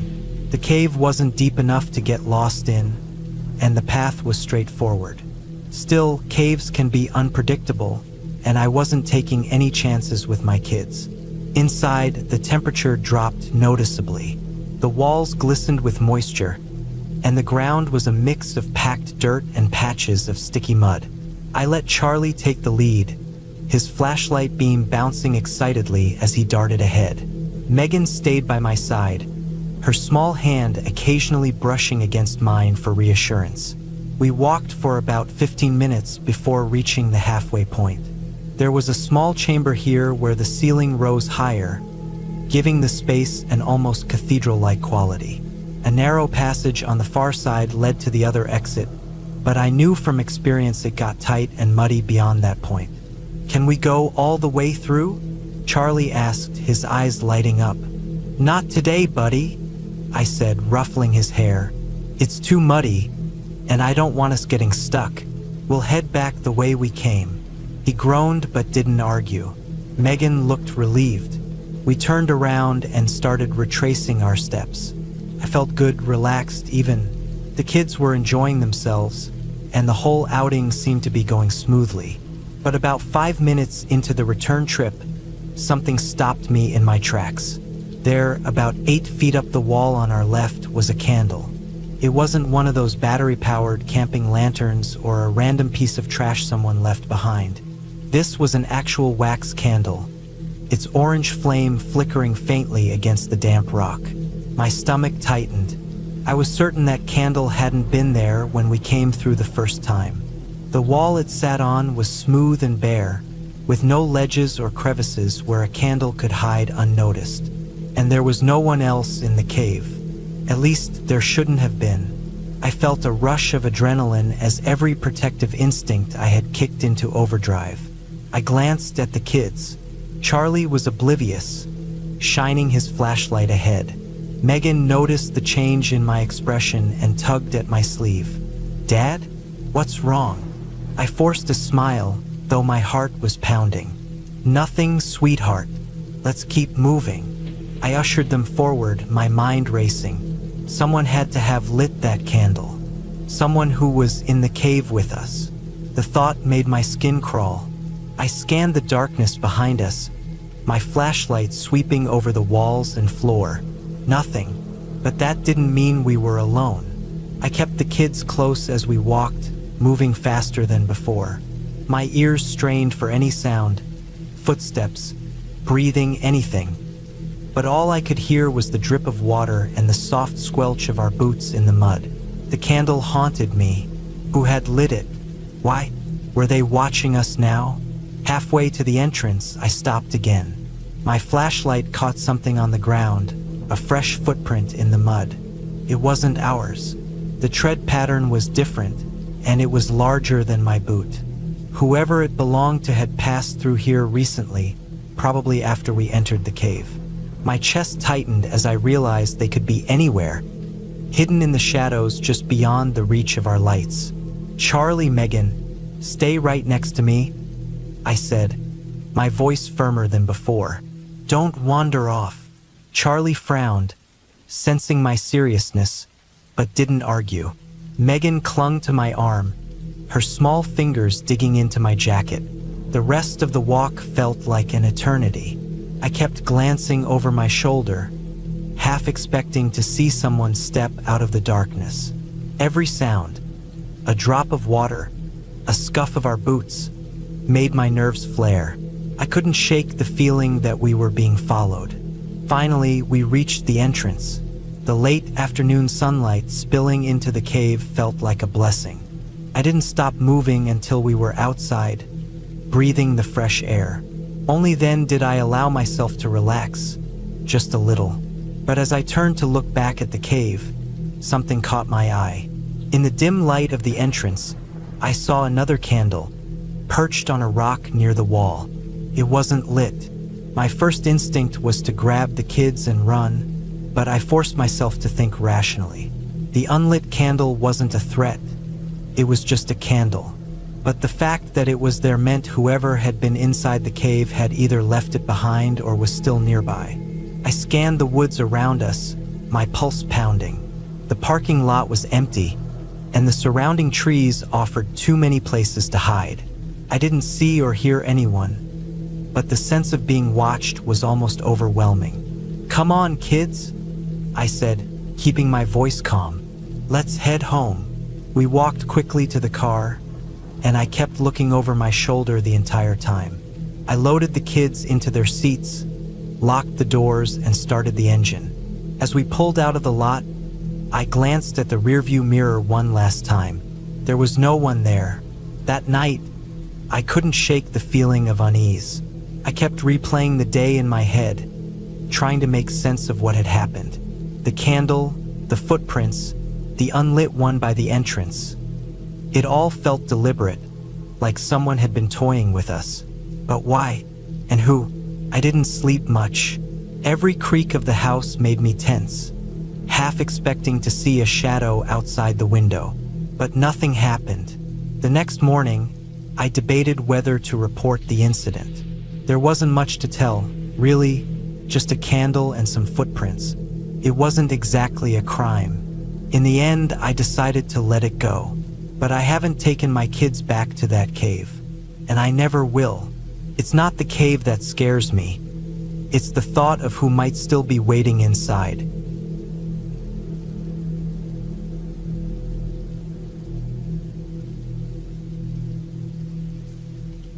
It was the summer of 2003 when I decided to take on a hiking trip I'd been planning for months. The Hoh Rainforest on the Olympic Peninsula in Washington was my destination, and my goal was ambitious: hike from the Pacific Ocean to Mount Olympus. It was a trek that demanded preparation, endurance, and no small amount of luck with the weather. I'd done my homework, packed carefully, and felt ready for the challenge. Day one went exactly as planned. I set off early in the morning, my gear snugly packed and my spirits high. The forest was alive, vibrant with the kind of natural beauty that pictures never quite capture. Sunlight filtered through the dense canopy, dappling the ground in patches of gold. Birds chirped overhead, and the Hoh River ran alongside me, its gentle gurgle providing a soothing backdrop. By the end of the day, I'd covered the distance I'd hoped for, set up camp near the river, and slept like a rock under the stars. Then came day two. I woke up to a dense fog that clung to everything like a wet blanket. Visibility was maybe 20 feet at best. The air was damp and cold, seeping through my jacket and into my bones. I wasn't too worried at first. Fog in a rainforest wasn't exactly unheard of. I figured it would lift by mid-morning. Didn't. By noon, the fog was still so thick I could barely see the path ahead. My GPS struggled to get a fix, leaving me to rely on the river as my guide. As long as I followed it upstream, I'd stay on course, but the lack of visibility was starting to wear on me. Everything felt disorienting, like I was walking in circles even though I knew I wasn't. By late afternoon, the fog showed no signs of letting up. My unease grew with every step. I'd been hiking for hours and hadn't seen another soul. The forest, which had felt so welcoming the day before, now seemed alien and oppressive. Every rustle of leaves or snap of a twig made me jump. I told myself it was just the fog playing tricks on my mind. I eventually stumbled upon a clearing large enough to set up camp. It wasn't ideal, there wasn't much cover, but I didn't have the energy to push on. The fog was still heavy, and the light was fading fast.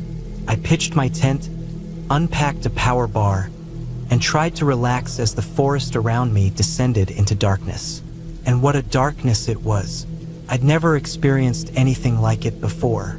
The fog absorbed what little light the stars and moon offered, leaving me in a black so complete it felt suffocating. Even with my flashlight, the beam barely cut through the murk. I lay in my sleeping bag, staring at the tent ceiling and listening to the forest sounds. The distant hoot of an owl, the soft rustle of leaves, the occasional crack of a branch. Then, around 2 a.m., I heard it, a low, rhythmic huffing sound. It was faint at first, almost indistinguishable from the ambient noises of the forest. But as I focused, it grew louder. It wasn't the wind or the sound of the river. It was something breathing, something close. My chest tightened, and my pulse quickened. I stayed still, straining my ears to locate the source. The huffing came again, slow and steady, like the breathing of a large animal. My mind raced. A bear? No, it didn't sound like a bear. The rhythm was wrong. I reached for my flashlight, my hand trembling as I gripped it. I sat up slowly, careful not to make any noise. The sound was coming from my right, maybe 5 feet away. My stomach churned with a sick mix of fear and curiosity. I couldn't just sit there, waiting for whatever it was to make the next move. I pulled the drawstring on the tent door as quietly as I could and poked my head out. Nothing. The fog was as thick as ever, and the darkness pressed in from all sides. I shivered, partly from the cold and partly from the dread creeping up my spine. Then the huffing came again, louder this time, and I whipped my flashlight toward the source. The beam of light illuminated a pair of massive antlers. My breath caught in my throat as I realized I was staring at a Roosevelt elk, one of the largest elk species in the world.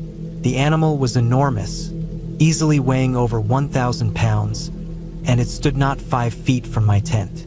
Its dark, glassy eyes reflected the flashlight, giving it an otherworldly appearance. For a moment, neither of us moved. Then the elk let out a startled grunt, turned to bolt, and ran straight into a tree. The sound of the impact was loud enough to make me flinch. The elk staggered, its massive body swaying as it tried to regain its footing. Then it collapsed to the ground with a heavy thud, the forest going eerily silent in its wake. I stayed frozen in my tent, my heart pounding in my ears. I didn't dare move, didn't dare breathe too loudly. Minutes passed, or maybe hours, it was hard to tell. Eventually, I heard the elk groan, followed by the sound of it scrambling to its feet. It grunted again, a deep, guttural noise, and then I heard the heavy thud of its hooves as it disappeared into the fog. I didn't sleep for the rest of the night. When dawn finally broke, the fog had lifted slightly, and the forest felt less oppressive. I packed up my camp in record time, my nerves still raw from the encounter. As I hiked upstream, I couldn't stop thinking about how close I'd been to such a massive animal. It could have trampled me in its panic, but instead, we'd both walked away unscathed. By the time I reached the next campsite, the sun was out and the forest was alive again. Birds sang, and the river sparkled in the light. The terror of the previous night began to fade, replaced by a deep respect for the wilderness and its inhabitants. That trip taught me a lot, not just about hiking, but about the unpredictable beauty and danger of nature. I never did see another elk that close again, but every time I think back to that night, I can still hear its huffing breath in the darkness.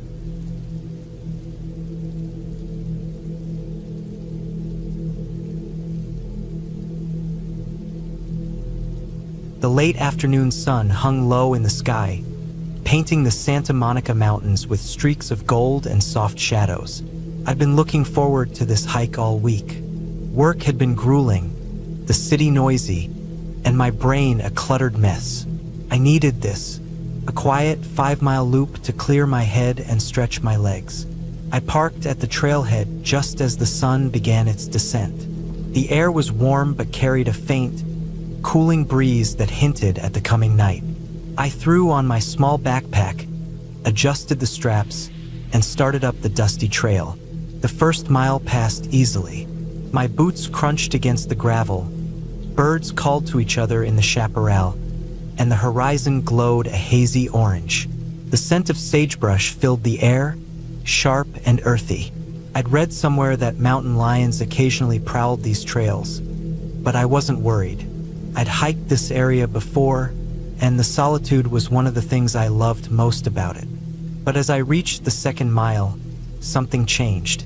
The trail grew quieter. The birds had stopped their chatter, and the breeze had died down. The stillness was odd, but I shrugged it off. It was dusk after all. Maybe the wildlife was settling in for the night. The path ahead curved around a hill, cutting through a thicket of dense shrubs. The light was dimmer now, the sun slipping lower, and I instinctively quickened my pace. Hiking alone at dusk always carried a strange duality. Peaceful but with an edge of unease. It was as I rounded the bend that I saw him. First, it was just a shape, a lone figure walking toward me, still far enough away that I couldn't make out any details. My first thought was relief.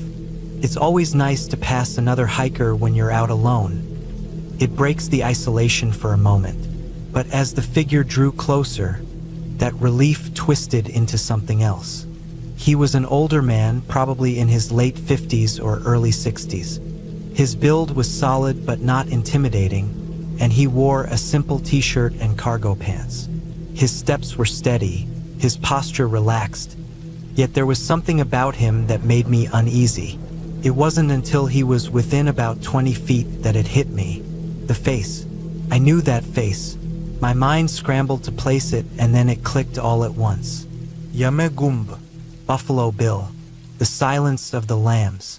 I stopped dead in my tracks, my heart thudding in my chest.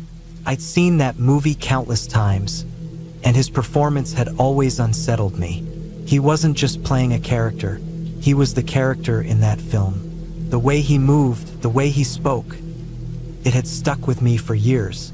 And now here he was, the same face, the same sad eyes. He must have seen the recognition on my face because his expression changed. He looked tired, resigned, like he'd been through this 1,000 times before. His eyes met mine, and in that brief moment, I felt something strange. Not fear exactly, but discomfort. I wanted to believe he wasn't like the character he'd played, that it was just a role. But the unease wouldn't leave me. We passed each other with no words exchanged, just a fleeting moment of shared awareness. His expression lingered in my mind as I continued down the trail. I quickened my pace, the crunch of gravel underfoot louder than before. I didn't look back, not yet. My chest felt tight, my breathing shallow. The trail was empty again, but I couldn't shake the feeling of being watched. Finally, after about 100 yards, I turned around. The man was gone. The trail stretched empty behind me, the curve of the hill swallowing up the spot where we'd crossed paths. The silence was louder now, pressing in on me from all sides. I told myself to keep moving. It was just a coincidence, just another hiker, but my brain wouldn't let it go. My mind replayed the moment over and over, dissecting every detail of his face, his expression, his posture. By the time I reached the 3rd mile, the sun had dipped below the horizon. The trail was shrouded in deep shadows, and the moon was just starting to rise. I fished my flashlight out of my pack, the beam cutting a narrow path through the darkness. Every rustle in the bushes made me jump. Every shadow looked like a figure. I couldn't shake the feeling of being followed, even though I knew it was irrational. The final stretch of the loop felt endless. My legs were burning, and my breath came in short bursts, but I didn't stop. I just wanted to be back at my car, to lock the doors and leave this strange encounter behind. When I finally reached the trailhead, the lot was nearly empty. My car was one of the last remaining vehicles, and the sight of it brought a wave of relief. I climbed in, locked the doors, and sat there for a moment, staring out at the dark trailhead. I never saw him again.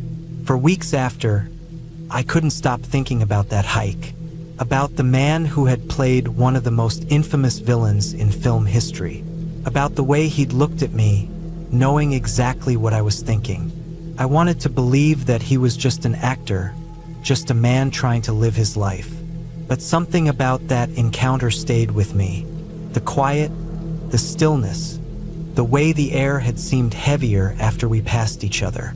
I still hike the Santa Monica Mountains sometimes, but never at dusk, and never alone.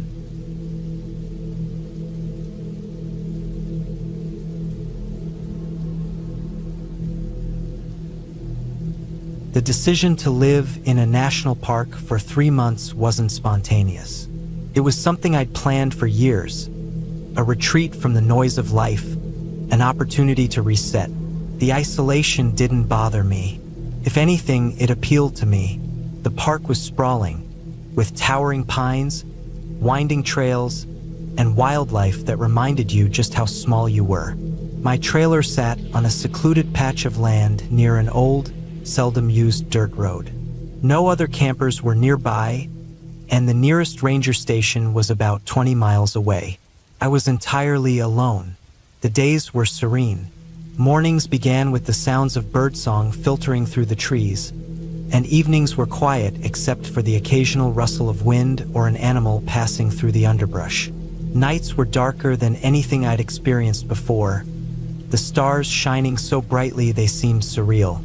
It was everything I'd hoped for, but after the first few weeks, I began to notice something strange.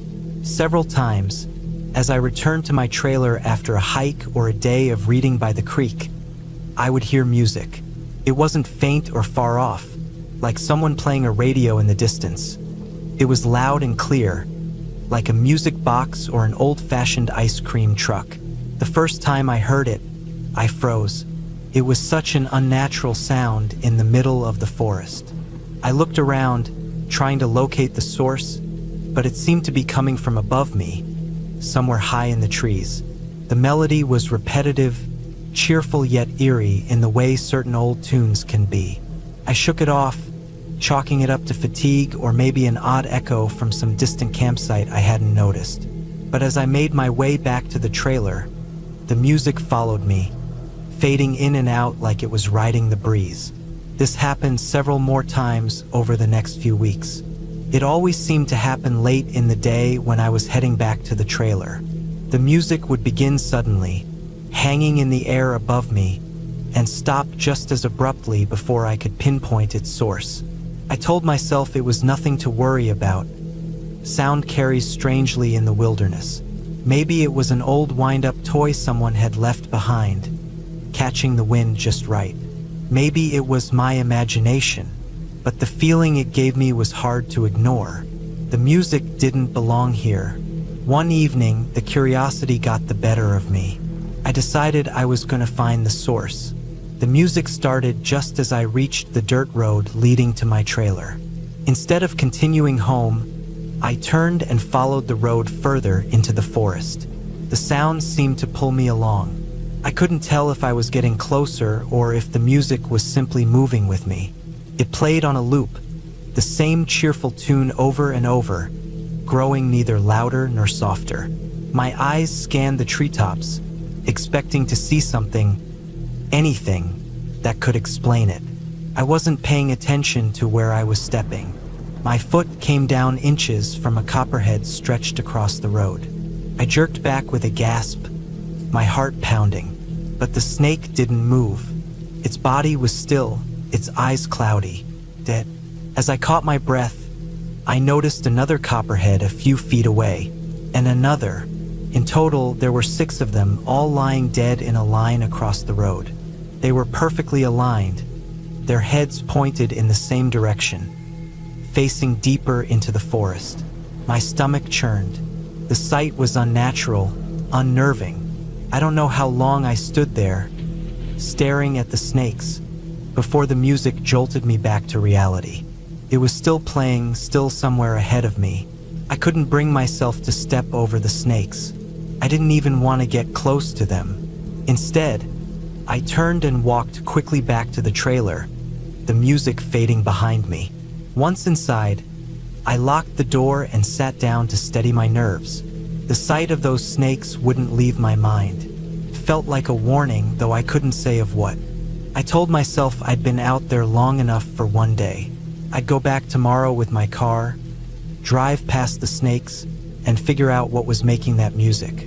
But the next day, the music didn't come.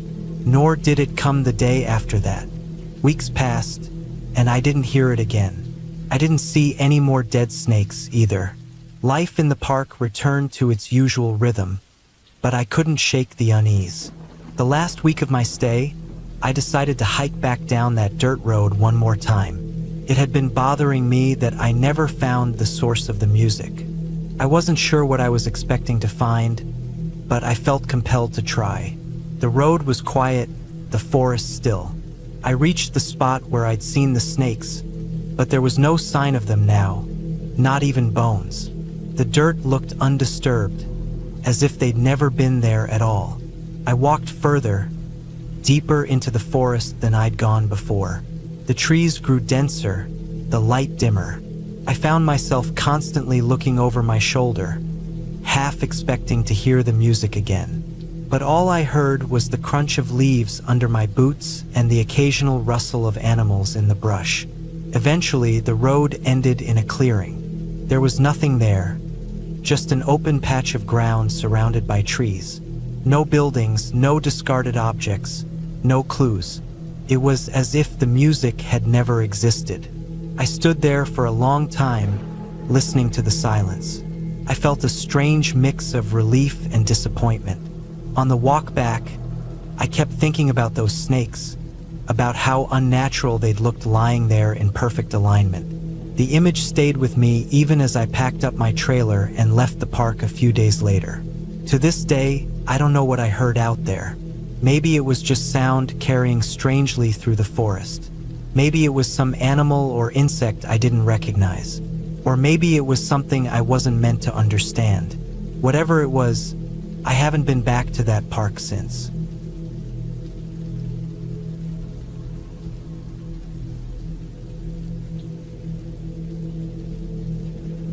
I've never been one for dramatic storytelling, but some things stick with you no matter how much time passes.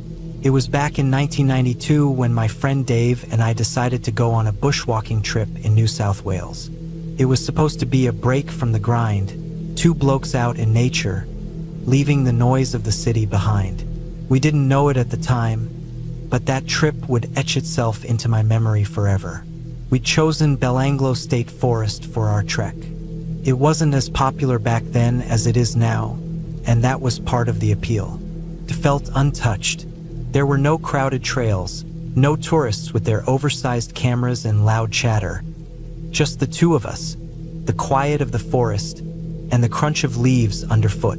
The plan was simple. A couple of nights camping under the stars, a chance to clear our heads.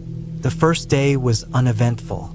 We set up camp near a clearing with a decent view of the sunset. The forest was alive but calm.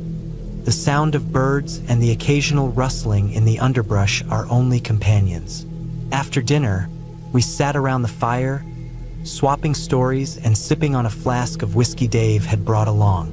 The stars were out in full force that night, scattered like diamonds across the black sky. The next morning, we decided to explore deeper into the forest. Dave had brought along a map, though neither of us was particularly skilled at reading it. Still, we weren't too worried. We stuck to the general direction we'd planned and kept an eye out for landmarks. It was around midday when we stumbled upon something odd. The forest had grown denser, the trees pressing in close, their branches intertwining overhead and casting a patchwork of shadows on the ground. We were following a faint trail when we saw it, a platform-like structure made entirely of rocks. At first glance, it didn't seem like much, just a pile of stones stacked neatly in a small clearing. But as we got closer, something about it felt wrong. The rocks weren't just randomly piled up. They were arranged with purpose, forming a flat, almost altar-like surface about waist-high. Around its base were smaller stones, arranged in a circular pattern. "Looks like someone's been here," Dave said, his voice breaking the silence. I nodded but didn't respond. There was something unsettling about it. The air felt heavier here, the quiet deeper. The forest seemed to hold its breath, as if we were intruding on something we weren't meant to see. We didn't stick around long. After snapping a couple of photos on Dave's old film camera, we pressed on, leaving the strange structure behind. Neither of us mentioned it again that day, but the image of those rocks lingered in my mind. The rest of the trip passed without incident. We made it back to civilization, exhausted but satisfied. Life went on, the memory of that odd platform fading into the background as work and routine took over. Months later, though, it all came rushing back. I was at home one evening, flipping through channels on the TV, when a news report caught my attention. The headline read, Asterisk, Backpacker Murders. Police uncover shocking evidence. Asterisk, the footage showed a grim-faced reporter standing in a clearing surrounded by bushland. Behind her, partially obscured by trees, was a familiar sight. A platform of rocks eerily similar to the one Dave and I had found. I sat there, frozen, as the story unfolded. Over the past few years, several backpackers had gone missing in the area. Their remains were discovered buried in shallow graves, each site marked by one of these altars. The police were calling them ritualistic, though no one could say for certain what they were for. Then came the name Ivan Milat. He'd been arrested on suspicion of the murders, and the evidence against him was damning. Personal belongings of the victims had been found in his possession, along with firearms that matched bullet casings at the crime scenes. The news anchor described him as Australia's worst serial killer, responsible for the brutal deaths of at least 7 young backpackers. I couldn't believe what I was hearing. My mind raced back to that day in the forest, to the platform we'd found. It was the same down to the smallest detail. The realization hit me like a punch to the gut. Dave and I had stumbled onto one of those altars. I called Dave immediately. He answered after a few rings, his voice groggy. "Mate, turn on the news," I said, barely able to keep the panic out of my voice. "What's going on? Just do it." A few minutes later, he called me back. "Jesus Christ," he said, "that's the thing we found, isn't it?" "Yeah," I replied, my throat dry. "It is." For weeks after that, I couldn't stop thinking about it. The proximity of those altars to the graves, the sinister purpose they seemed to serve, it made my skin crawl. But what haunted me most was the thought of how close we'd come to danger. Milat had been active in the area for years. For all we knew, he could have been nearby that day, watching us from the shadows. The trial dragged on for months, dominating the news. Milat was eventually convicted and sentenced to life in prison, but rumors persisted. Some believed he hadn't acted alone, that there was at least one other person involved in the murders. The police couldn't prove it, though, and the case was officially closed.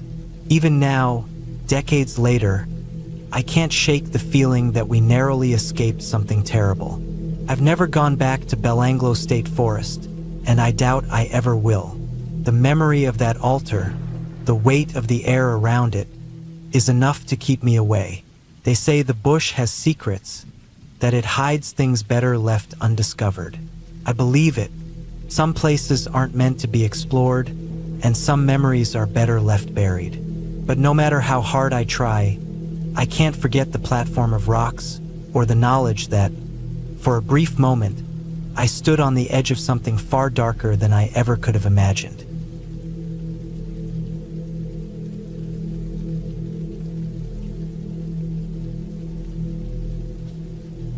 The air was thin at 10,500 feet, and I could feel it with every step as we climbed higher, leaving behind the dense pines and gaining the wide, sweeping views of Yellowstone's rugged terrain. My pack felt heavier than usual, though I knew I hadn't added anything extra. Just the weight of the altitude, the burn in my legs, and the odd sense of isolation that comes with hiking at this kind of elevation. The trees, far below, seemed to shrink into little clumps, and the lake ahead of us glittered like a mirror under the midday sun. We had been trekking for hours along the ridge above the lake, following a narrow trail that hugged the edge of the cliff. It wasn't the first time we had seen oddities along the trail. Nature has a way of hiding its secrets in the most unlikely places. But this was something different. Something that stood out so starkly against the backdrop of the wilderness that I couldn't shake the feeling it was some sort of omen. At first, I thought it was just a trick of the light, a dark shape on the side of the trail, partially hidden in the underbrush. But as I got closer, it became clear. It was a horse skull, perched eerily on a pile of scattered bones. There was no body, no remains of any other part of the animal, just the skull. It was bleached white from the sun, its hollow eye sockets staring up at us, and the jagged edges of the teeth still visible in its open jaw. We stopped for a moment, looking at it. It seemed out of place here, high above the tree line, like it had been placed there intentionally, though that didn't make sense. It was just a skull, yet the way it sat there made me feel uneasy. There was nothing else, no carcass, no remains of anything else. Just the skull and the empty space around it. After a few moments, we shrugged it off. A strange find, sure, but nothing more than that. We continued on our way, heading for a campsite near the lake that I had been planning to set up for the night. It wasn't much farther, and the weather was good, clear skies, and the promise of a peaceful evening by the water. As we descended from the ridge and made our way down to the lake, the air became cooler, the scent of the pines growing stronger. We found a spot on the shore, not far from the water's edge, where the ground was flat and covered in a layer of soft grass. There, we set up camp, unpacked our gear, and got a fire going. The sun began to dip lower in the sky, casting long shadows across the lake and the surrounding hills. After a while, we decided to make our way down to the water. The lake was crystal clear, the kind of blue that seemed almost unreal. I couldn't resist getting closer, wanting to dip my fingers in the cool water and maybe take a quick swim. But as I walked along the shore, I saw it. Something white, half submerged near the edge of the lake. At first, I thought it was a rock, but as I got closer, I realized it wasn't. It was the body of the horse. Its carcass was bloated and rotten, its flesh peeling away in places, exposing the bones beneath. The smell was thick, like something had been left to decay for too long under the hot sun. The fur was matted and blackened in some places, and its eyes had long since sunk into the skull, leaving empty sockets behind. What struck me even more than the body itself were the strips of film. They were everywhere, floating on the water, scattered across the shoreline like some forgotten relic from another time. They looked like old negatives, the kind of film strips you'd find in a photographer's darkroom, curled and faded with age, with the faint outlines of images still visible in the black and white frames. Some were tangled in the body of the horse, others were strewn along the edge of the water, caught in the long grasses that grew along the shore. I bent down to pick one up, my hands trembling slightly. Felt like a bad idea, but something about them called to me. The images on the film were too difficult to make out, blurred and warped by time and the water, but I could see enough to know they were not of anything natural. They weren't images of animals or landscapes, but something else, something that didn't belong here. I dropped the strip back into the water, feeling a strange unease crawling up my spine. I turned to leave to head back to the camp, but as I glanced back at the horse's body, I noticed something else, something that made my heart stop for a moment. There were marks on the ground around the body, long, deep grooves like something had been dragged across the earth. They weren't animal tracks. They were too neat, too precise. They looked almost human. I felt my pulse quicken, and I turned back toward the camp without another word. We didn't talk much that night. The fire crackled in the silence, casting flickering shadows around the campsite. The whole place felt wrong, like something was lurking just out of sight, watching us. I didn't want to say anything to the others, not yet, but the thought of those film strips and the marks around the horse's body kept gnawing at me. What had happened here? Why had we found this? As the night wore on, I kept glancing toward the lake, half expecting to see something, or someone, watching us from the shadows. But there was nothing, just the darkness and the sound of the wind rustling through the trees. We packed up the next morning, eager to leave the place behind. The unease from the night before lingered, and I kept my eyes on the trail, not wanting to look back.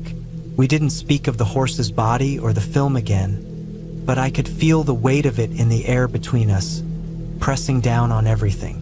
We made our way back down the mountain, and the further we got from the lake, the lighter I felt. When we reached the parking lot, I thought about asking the rangers if they knew anything about the strange find, but something held me back. What could I say? That we had found a dead horse by the lake, surrounded by strange film strips? Sounded insane. But as I sat in the car, driving away from the mountain, I glanced at my pack and noticed something strange. One of the film strips had somehow made its way into my gear. I could see it sticking out from the corner of the flap. I reached over and pulled it out, my heart sinking in my chest. The images on the strip were clearer now, but they weren't pictures of the landscape. They were pictures of us, of me standing by the horse's body, the strange marks on the ground, and the campfire. The last frame was of the skull, back at the ridge, staring at the camera with those empty eye sockets. I don't know how it ended up in my pack. I don't know who took the pictures or why they were left behind. But looking at that strip, I realized something. The wilderness had its own way of remembering things, and some memories once made couldn't be erased. It's been years since that trip, but every time I pass through Yellowstone or see a horse on the side of the road, I remember that moment, those pictures, and the feeling that something was watching, waiting, and I still don't know what to make of it.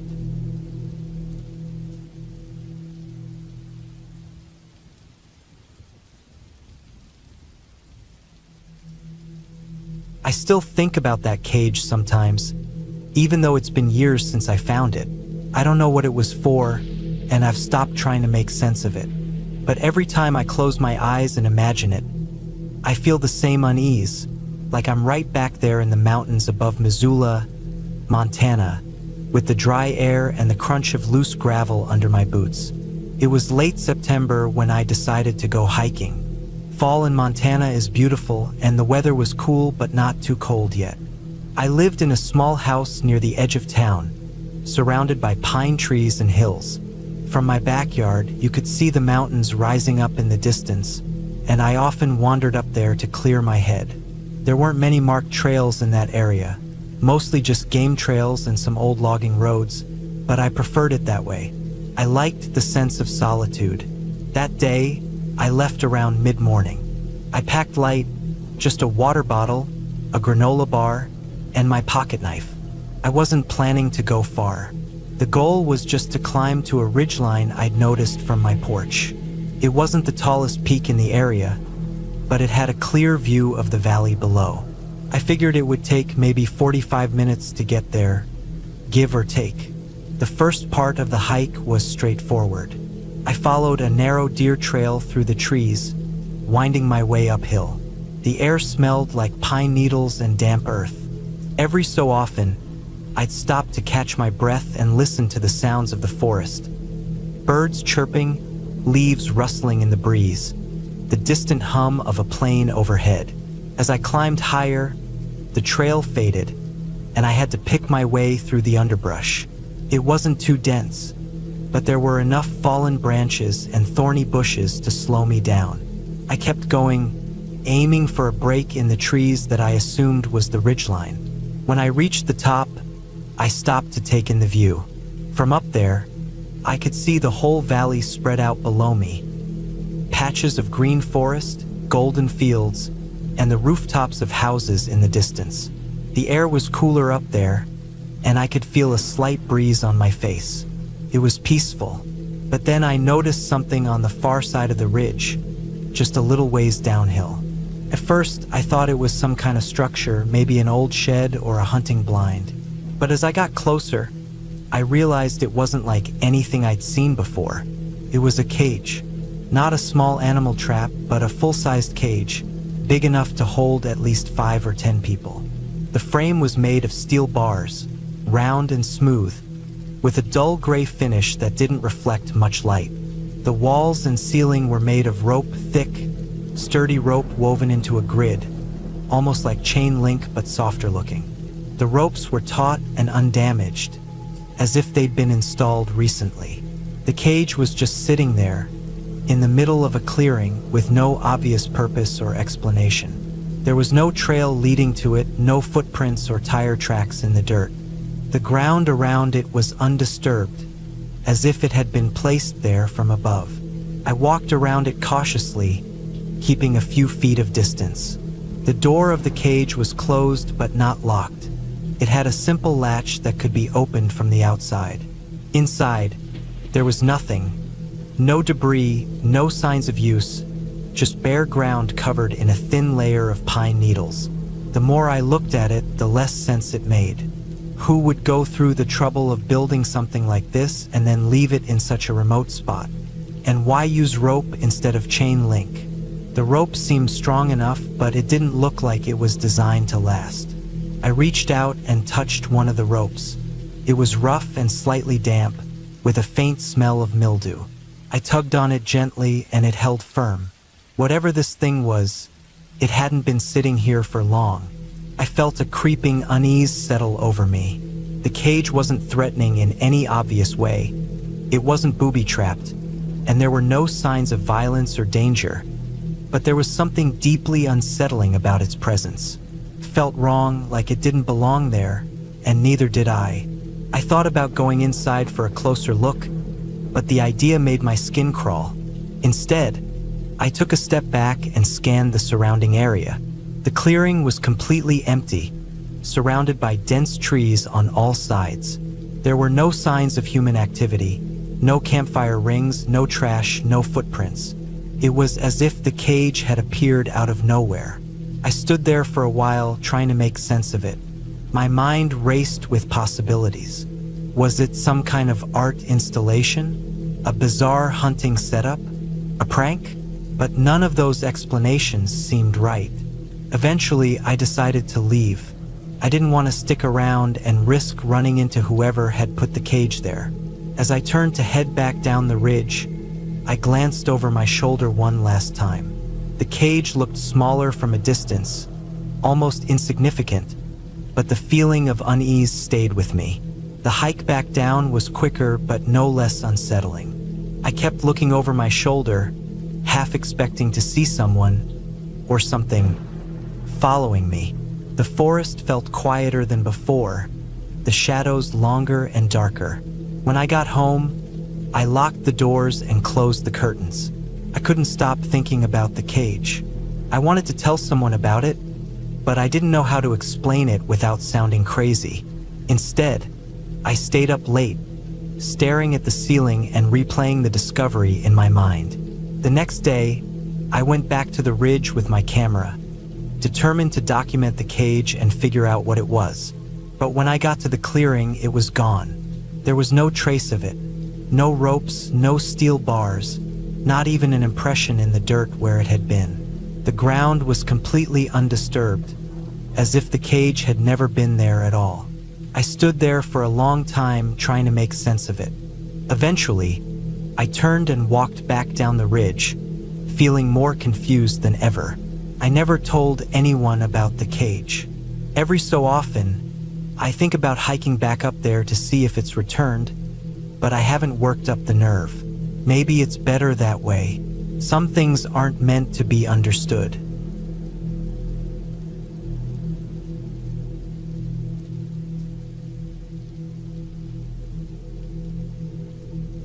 The story I'm about to tell you is one I've shared with many people over the years. Most of them didn't believe me.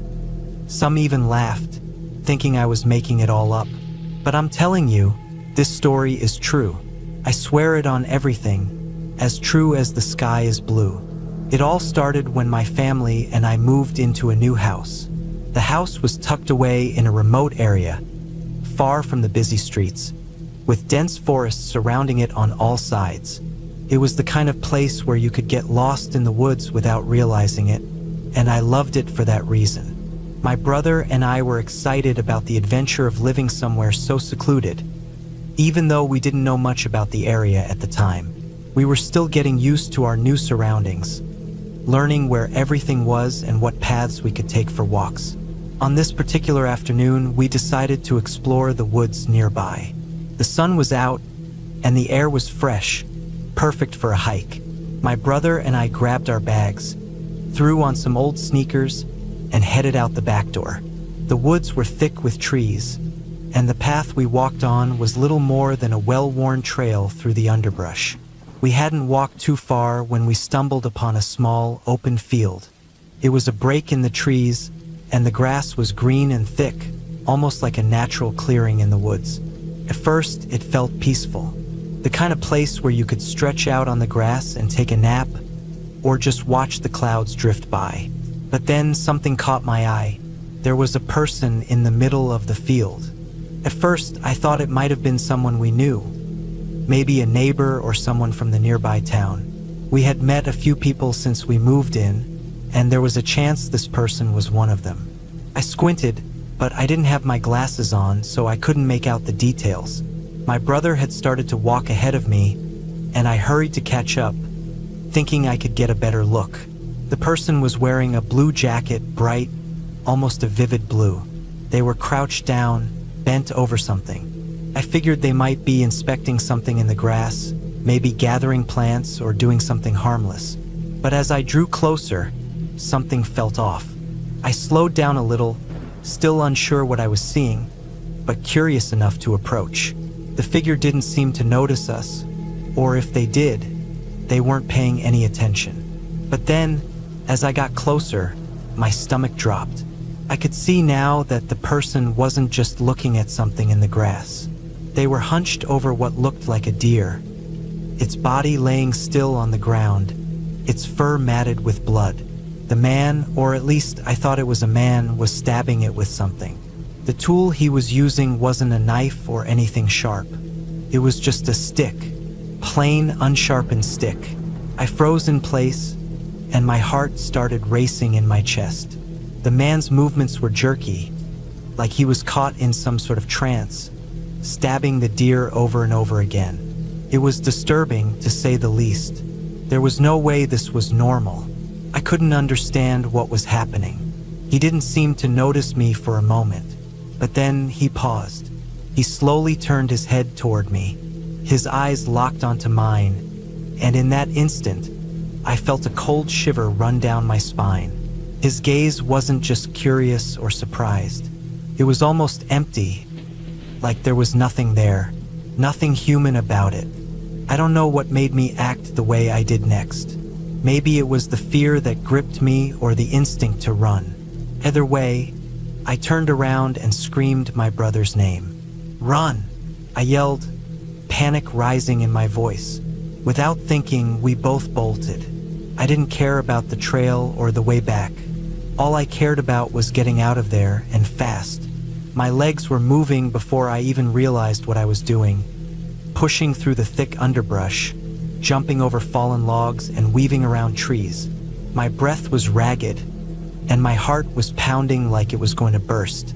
I glanced back once, just once, and that was enough to make my blood run cold. The man hadn't moved. He was still standing in the middle of the field, staring at us. His gaze never wavered. He didn't chase us, didn't make a sound. He just stood there, like a statue. My brother and I kept running. We didn't stop. We didn't look back again. The woods seemed endless, the trees closing in around us. The farther we went, the more my fear grew. I couldn't shake the image of that man's face. His eyes, that deer. The whole thing felt unreal, but it was too vivid to ignore. By the time we reached home, I was gasping for air. We slammed the door behind us, and I locked it immediately. Neither of us spoke at first. We just stood there, trying to catch our breath, trying to make sense of what had just happened. My brother was the first to break the silence. "What the hell was that?" he asked, his voice shaking. He was as terrified as I was, but neither of us could explain what we had seen. We didn't talk about it much after that. We didn't tell our parents either. We didn't want to seem crazy, and we couldn't explain it in a way that made any sense. But we both knew what we saw, and that was enough. Over the years, I've thought about that day more times than I can count. I've tried to make sense of it, tried to rationalize it in my mind. Maybe the man was some kind of hunter, maybe he was just crazy, but nothing made sense. Who stabs a dead animal with a stick like that? And why was he so cold? It didn't feel like a normal encounter with a stranger. It felt wrong, like we had stumbled onto something we weren't supposed to see. After that day, we never went back to that field. We stayed away from that part of the woods altogether, even though we couldn't stop thinking about it. That feeling of being watched, of being so small and vulnerable, lingered in the back of my mind every time I ventured into the woods again. In the years that followed, I told a few people the story. I even told a couple of friends from school. But, as expected, most people didn't believe me. They said it was just a figment of my imagination, that we had misunderstood what we saw. Maybe we had gotten scared and made up the details, they suggested. But I knew better. I knew what we saw, and I couldn't forget it. I'm older now, and I've lived through plenty of other strange things in my life, but nothing has ever felt quite as terrifying as that moment in the woods. I'll never forget the look in that man's eyes, the eerie stillness of the whole situation. Something wasn't right that day, and I've always wondered what would have happened if we hadn't run. So yeah, over the years, a lot of people didn't believe me, but I still remember it clearly, as true as the sky is blue.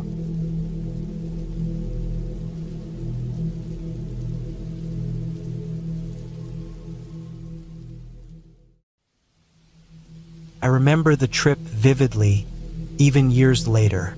It was February 2018, and my dad and I had decided to spend a week hiking around the Lake District in England.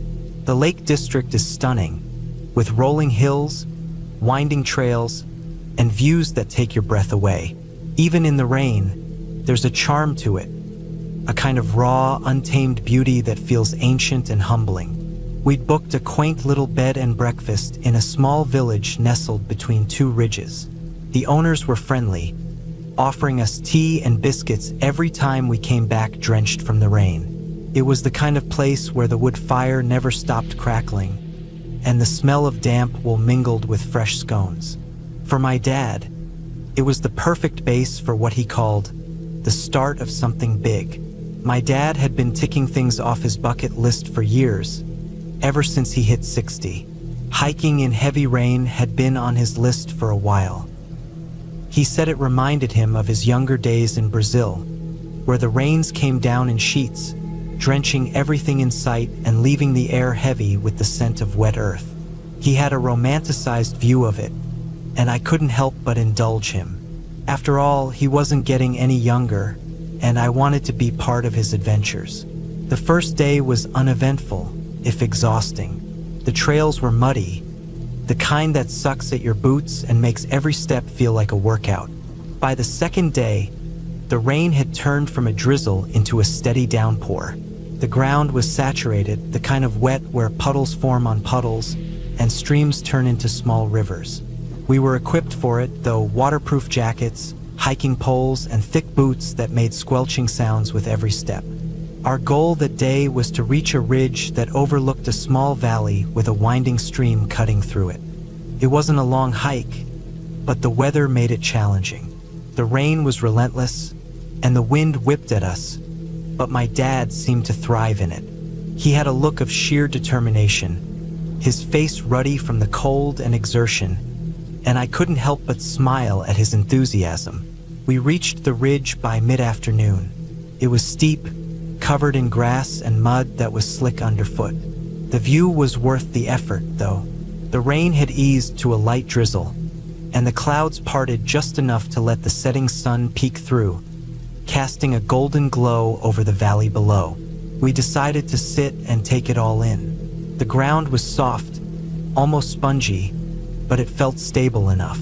We found a spot about 20 feet above the base of the hill, where the slope started to level out. It was peaceful, the kind of moment that makes you forget the world for a while. My dad pulled out a flask of tea, and we shared it in silence, watching as the sun dipped lower and painted the sky in shades of orange and pink. Then, without warning, the ground beneath us shifted. At first, it was subtle, a slight tremor, almost imperceptible. But within seconds, it turned into a full-blown landslide. The weight of us sitting there had been enough to destabilize the already waterlogged ground. I barely had time to react before I was sliding down the hill, mud and grass swallowing me up. It was chaos. I couldn't see anything, couldn't hear anything except the roar of the mud and my own panicked breathing. My hands scrambled for something, anything, to hold on to, but there was nothing but wet, slick earth. I slid about 15 feet before I managed to dig my feet into the mud and stop myself. Pain shot through my ankle like a bolt of lightning. I twisted it badly, maybe even broken it. I screamed, though the sound was swallowed by the noise of the landslide. My dad was right behind me. He had tried to grab me but lost his footing and slid down with me. He landed a few feet away, his face pale but determined. Somehow he managed to scramble over to me, his hands sinking into the mud as he crawled. He was shouting something, but I couldn't make out the words. The slide slowed as the ground leveled out at the base of the hill. We were covered in mud, caked in it from head to toe. My ankle was throbbing, and I was terrified to move, afraid that I'd make it worse. My dad took charge, checking me over with hands that were shaking but methodical. He reassured me, his voice calm despite the panic in his eyes. Took us 20 minutes to figure out how to get me out of the mud. My dad used his hiking poles to create a kind of leverage, digging into the firmer ground below to help me inch my way up. Every movement was agony, but adrenaline kept me going. By the time we reached a more stable spot, I was exhausted, trembling from the effort and the cold. My dad called for help. The signal was weak, but he managed to get through to emergency services.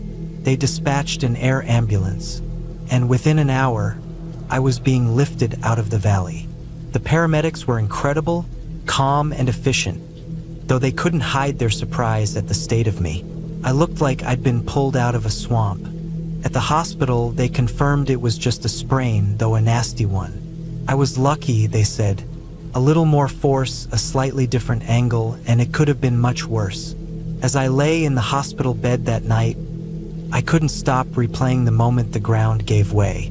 It was the closest I'd ever come to a near-death experience, and it left me shaken.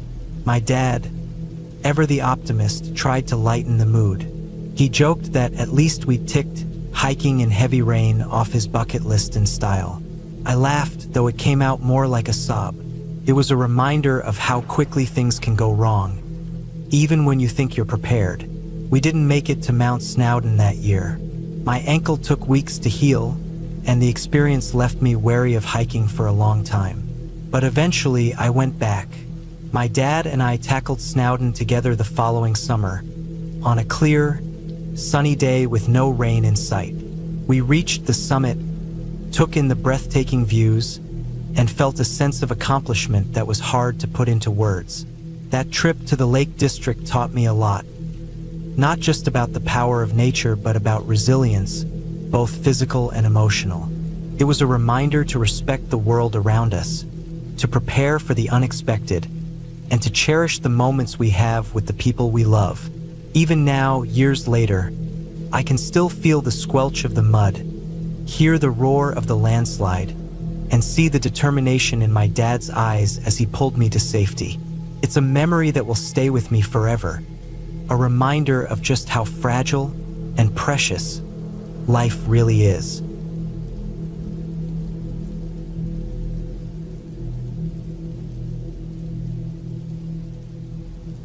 I live near Lake of the Woods in northwestern Ontario, surrounded by miles of dense forest, rocky trails, and quiet lakes. It's the kind of place where you can lose yourself, sometimes literally, and stumble upon things that make you question your surroundings. For those of us who've lived here our whole lives, there's a certain understanding about the bush. Respect it, don't underestimate it, and always know your way out. This happened about 12 years ago, on a hot August afternoon. My friend Dave and I decided to go mountain biking, something we often did during the summer. The trails here range from easy paths to gnarly, technical rides that test your endurance and nerves. That day, we were up for some adventure, so we chose a trail we hadn't explored before. We loaded our backpacks with water, a few snacks, and our basic bike repair kits, then hit the dirt paths. The day was perfect for riding, bright and hot, with the sun filtering through the towering pines. As we rode deeper into the bush, the air grew quieter. Even the hum of insects seemed to fade as we left the more frequented trails behind. After a couple of hours of riding, we stumbled upon something unexpected: an old car graveyard. This wasn't entirely unheard of around here. People in rural areas sometimes dump their broken-down vehicles in the bush rather than paying for proper disposal. Still, the sight was surreal. Rusted-out husks of cars scattered across a clearing, some reduced to skeletal frames, others still clinging to patches of faded paint. Dave and I were both fascinated. There were old pickup trucks, sedans, and even a couple of vans, their windows shattered and interiors gutted by time and the elements. The place had a strange allure, like stepping into an outdoor museum of forgotten relics. We decided to take a closer look, weaving our bikes through the scattered debris. The heat of the day pressed down on us as we explored. Some of the cars were stacked haphazardly, creating makeshift towers of rusted metal. Others were tilted at odd angles, half sunken into the dirt. We found a couple of old car hoods that we joked about using as makeshift ramps for jumps. We spent nearly 2 hours poking around, the shadows lengthening as the sun began to dip lower in the sky. That's when we spotted it. A black 1950 Buick Roadmaster, sitting apart from the rest. Unlike the other vehicles, this one looked like it had been partway through a restoration. The body was clean, the paint shiny in places, though the car was missing its tires and hood. It stood out, pristine yet incomplete, like a piece of someone's abandoned dream. Something about it gave me a weird feeling. It didn't belong here, not in a graveyard of rusted, forgotten cars. I told Dave it was odd, but he shrugged it off, more interested in checking out the other vehicles. As we wandered deeper into the clearing, we came across a small dirt pile. At first, it looked like just another mound of earth, maybe pushed up by someone dumping here. But as we got closer, I noticed something scattered around its base. Bones. I froze. They weren't just a few bones, either. There were dozens of them. Some broken, some bleached white by the sun. Among the mix were unmistakable deer skulls, smaller bones that might have belonged to rabbits, and others I couldn't identify. My stomach twisted when I spotted what looked like a canine skull and, worse, bones that seemed feline in shape. Dave, ever the rational one, brushed it off as the work of a hunter who'd illegally dumped his kills. But something about the sheer variety of bones didn't sit right with me. And why dump here, of all places? It wasn't even close to any proper hunting grounds. Despite the sick feeling in my gut, I followed Dave as he walked to the other side of the dirt pile. He stopped suddenly, his face going pale. He turned back to me and said, "We need to go. Now." I didn't ask questions. His tone was enough, but I couldn't help myself. I glanced around the dirt pile. What I saw made my blood run cold. On the other side of the mound was a crude shrine. Someone had arranged the bones into patterns, forming strange symbols and shapes. Skulls were stacked carefully on top of each other, and pieces of cloth were tied to makeshift wooden poles. A rusty knife was stabbed into the ground in front of the arrangement. I didn't wait for Dave to say anything else. My instincts screamed at me to leave. I grabbed my bike and my backpack, my hands trembling as I fumbled with the straps. That's when we heard it. A voice, sharp and guttural, shouting from the trees. "Hey!" came from the right, somewhere in the thick of the bush. I whipped my head around and saw him. An old man in a plaid shirt and overalls, a shovel in one hand. He stood near the edge of the clearing, just past the dirt pile, his eyes fixed on us. His face was weathered, his expression unreadable, but his posture was tense, almost menacing. He shouted again, waving the shovel. It wasn't a friendly gesture. I didn't need to see any more. Dave and I took off, pedaling as fast as our legs would carry us. The trail was uneven, the ground littered with rocks and roots, but we didn't care. Adrenaline pushed us forward, our bikes bouncing wildly as we tore through the bush. I could hear my own breathing, ragged and panicked, over the sound of the tires skidding against the dirt. I didn't dare look back, too afraid of what I might see. When we finally reached the main road, we stopped to catch our breath. My legs felt like jelly, my shirt soaked with sweat. Dave was the same, hunched over his handlebars, gasping for air. We sat there in silence for a few minutes, trying to make sense of what had just happened. Dave was still trying to rationalize it, mumbling something about the man being a hunter or a scrapper. But I knew better. There was nothing normal about that place. Then we heard it. A deep, guttural rumble that made my heart skip a beat. The sound of an engine. We looked back down the road, and there it was. The black Buick Roadmaster, headlights off, creeping toward us. Without a word, we mounted our bikes and pedaled harder than we ever had before. The lactic acid burned in my legs. My chest felt like it was going to explode, but I didn't stop. The car wasn't moving fast, but the sight of it was enough to keep us going. We didn't stop until we reached Dave's house, collapsing on the driveway, gasping for air. The car never followed us past the main road, but the image of it creeping toward us still haunts me. To this day, I don't know what we stumbled upon out there. Maybe it was just an eccentric old man with a creepy hobby. Maybe it was something darker. Either way, I've never gone back to that trail, and I never will. Some things are better left unexplored.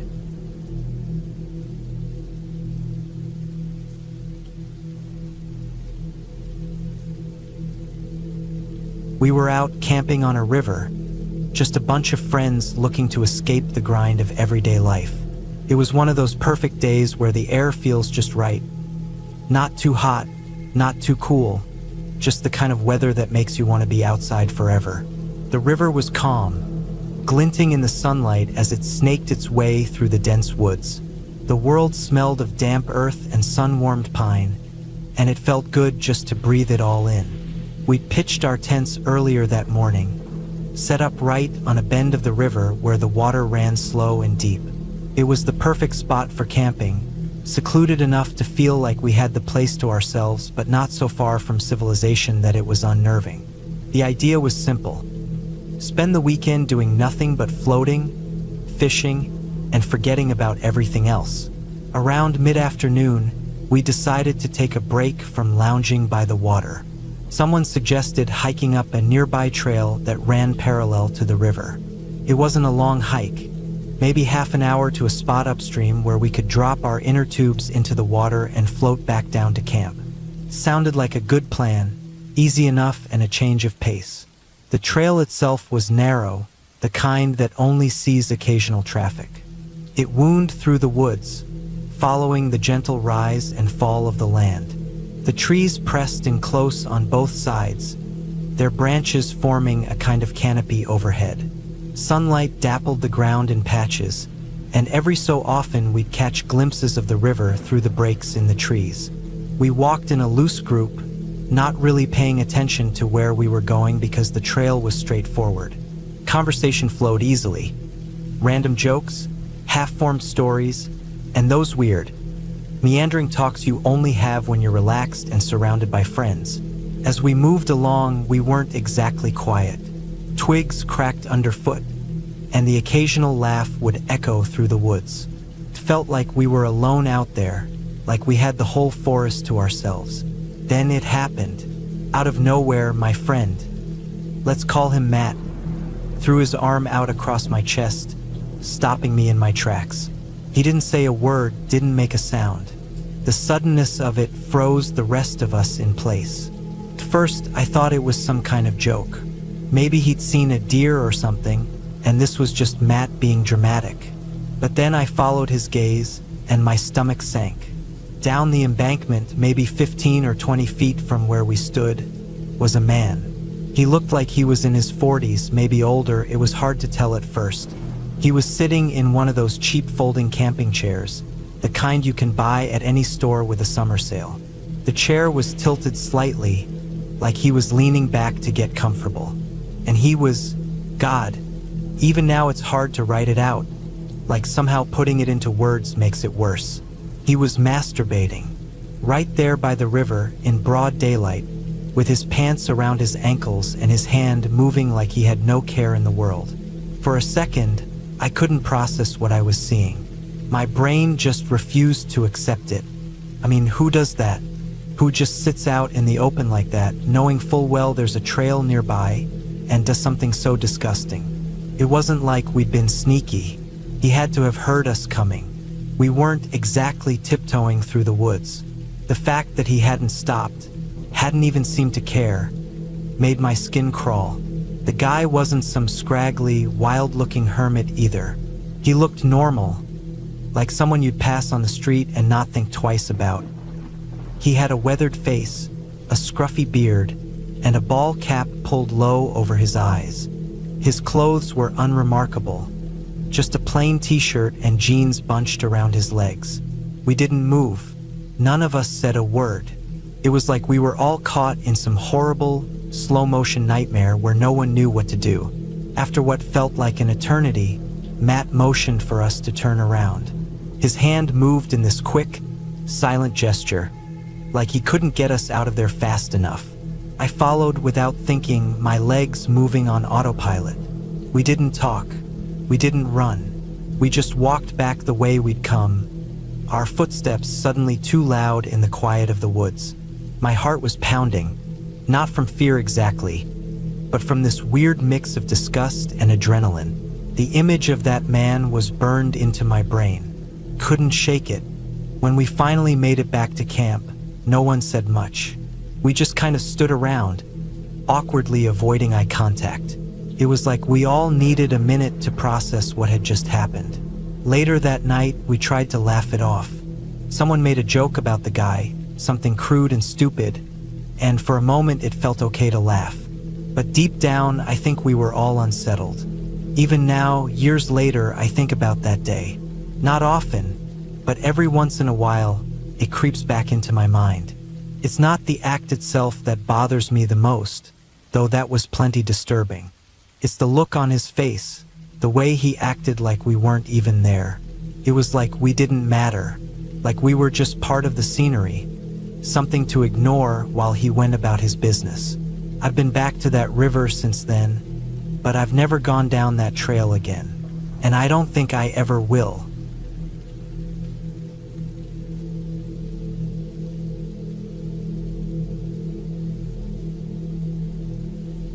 I grew up in a rural town that didn't have much going for it. Just dirt roads, open fields, and stretches of dense woods that seemed endless. When I was about 12 or 13, I spent a lot of my free time exploring those woods with my cousins. We didn't have smartphones or video games to keep us entertained, and the woods were our playground. We knew every trail, every stream, and every hidden nook like the back of our hands. The woods stretched far behind my house, crisscrossed by deer trails that we followed religiously. One trail in particular led to a tree by a clear stream, a spot we considered our special place. The tree was massive, with a gnarled trunk and sprawling roots that reached into the cool, flowing water. We'd sit there for hours, skipping rocks and talking about nothing. It had been a few months since I'd last ventured out there. School had kept me busy, and the days had grown shorter. But that summer, my cousin Ethan came over to stay for a few days, and we decided to revisit our old haunts. Ethan was a year older than me and had a knack for turning everything into an adventure. As we walked the familiar paths, I felt a strange mix of nostalgia and unease. The woods were the same as I remembered, but there was something about the silence that day that set me on edge. Normally, you could hear birds chirping or the rustle of squirrels in the underbrush, but now it was quiet, eerily quiet. We were about halfway to the tree when something caught my eye. A red and white beer cooler, the kind people take camping or to picnics. It was sitting off to the side of the trail, half hidden by some tall grass. At first, I thought it might have been left there by one of the hunters who frequented the area. But it didn't make sense for it to be out here, so far from any main road or hunting blind. Curiosity got the better of me, and I told Ethan we should check it out. He shrugged and followed me as I stepped off the path. The closer we got, the more I noticed little details that made me uneasy. The cooler looked weathered, its once bright colors faded and streaked with dirt. A swarm of flies buzzed lazily around it, a faint hum that grew louder as we approached. When I reached it, I hesitated. Something about the way it just sat there felt wrong. But I was a curious kid, and I wasn't about to back down in front of Ethan. I lifted the lid. The smell hit me first, a sour, metallic stench that made my stomach churn. Inside, packed neatly into the cooler, were dozens of Ziploc bags filled with a dark red liquid. Blood. At first, I thought it might be animal blood. After all, this was a hunting town, and people often processed their kills at home. But the sheer amount of it was unsettling. There had to be at least 30 or 40 bags, each filled to the brim. The flies swarmed the cooler now, crawling over the edges and darting in and out as if they couldn't get enough of the smell. I slammed the lid shut and stumbled back, my heart pounding. Ethan's face was pale as he stared at me, his usual bravado gone. Without a word, we turned and ran. We didn't stop until we were back at my house, gasping for air. My mom was inside, making dinner, and for a moment I considered telling her what we'd found. But something held me back. Maybe it was the fear of getting in trouble for wandering so far into the woods, or maybe I just didn't want to admit how scared I was. Either way, I kept my mouth shut.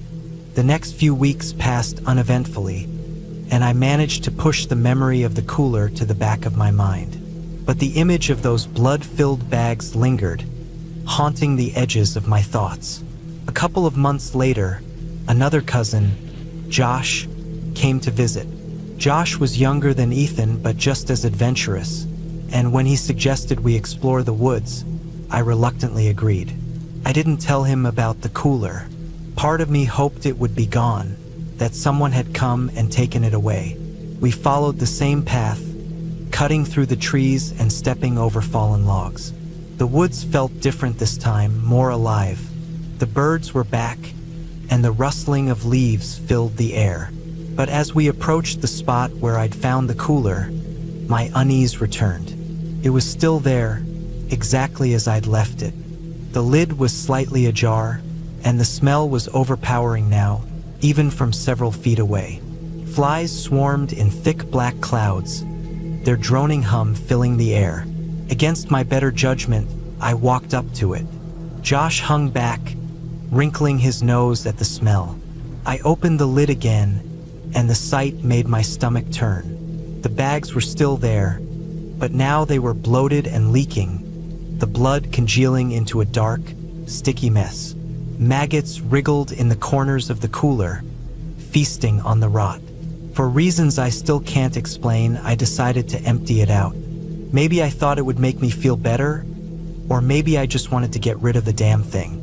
I pulled out my pocket knife and started stabbing the bags, letting the blood spill onto the ground.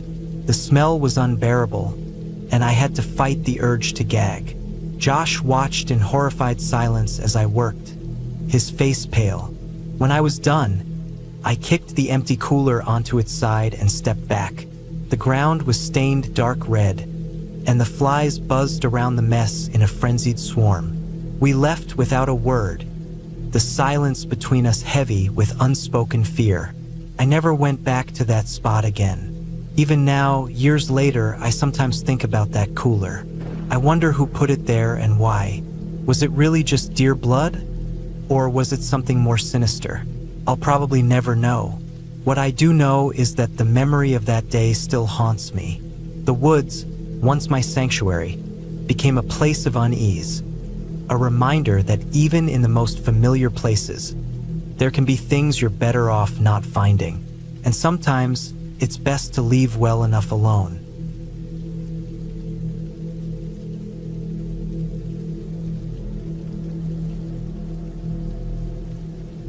I always loved the mountains, the silence, the solitude, the way the world felt larger and quieter all at once. So when a group of friends planned a backpacking trip to the Smoky Mountains, I jumped at the chance. There were 6 of us in total: me, Travis, Kyle, Jake, Mark, and Ethan. We'd been planning the trip for months, marking trails and gathering gear. The Smokies were known for their beauty, but also for their wildness. It wasn't a place for the faint of heart, and we all knew that going in. We set out early in the morning, packs loaded, boots laced tight, and spirits high. The trailhead greeted us with a misty, cool embrace. The smell of damp earth and pine filled the air, and the sound of distant streams trickled down the slopes. The trail was narrow and winding, a ribbon of dirt and roots that hugged the side of the mountain. It wasn't an easy hike, but we were ready for it. By mid-afternoon, we were deep into the woods, far from any road or sign of civilization. The trail had grown steeper and narrower, with a sheer drop on one side and a rocky slope on the other. We walked in single file, Travis leading the way. He was the most experienced hiker among us, and we trusted his judgment. The sun filtered through the canopy above, dappling the ground with light. My legs ached from the climb, and sweat clung to my back beneath my pack. I focused on the rhythm of my boots hitting the ground, trying to ignore the growing fatigue. Then, without warning, Travis stopped dead in his tracks. His hand shot up behind him, signaling us to halt. I craned my neck to see what was wrong. That's when I noticed it. Coiled in the middle of the path, maybe 10 feet ahead of Travis, was a rattlesnake. Not just any rattlesnake. This thing was massive. Its body was thick and muscular, and its head was shaped like an arrow. The diamond patterns on its skin shimmered in the filtered sunlight, blending almost perfectly with the dirt and leaves. Its tail was raised, the rattle shaking furiously, a sound that seemed to drill into my skull. I froze. Everyone did. The air seemed to grow heavier, and the forest around us went eerily silent, as if every living thing had paused to watch what would happen next. The snake didn't budge, its eyes fixed on Travis. Its mouth opened slightly, revealing fangs like needles. It was ready to strike. Minutes passed, though it felt like hours. Nobody spoke. Nobody moved. We were stuck in a standoff with this creature, and it had all the power. My heart pounded in my chest, each beat echoing in my ears. The rattlesnake was in no rush to leave. It wasn't intimidated by us. It was the king of this stretch of trail, and it knew it. I glanced around, weighing our options. The trail was too narrow to skirt around the snake without risking a deadly bite. To the left was the steep drop-off, covered in loose dirt and rocks. To the right, the hillside climbed sharply, thick with underbrush and trees. Going back wasn't an option.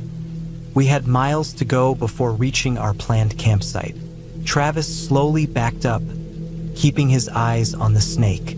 We huddled together a few feet down the trail, whispering as quietly as possible. None of us wanted to risk throwing something at it or trying to scare it off. Too risky. If it struck, someone could die out here, and we were too far from help to take that chance. After what felt like an eternity, we made a decision. The only way forward was down.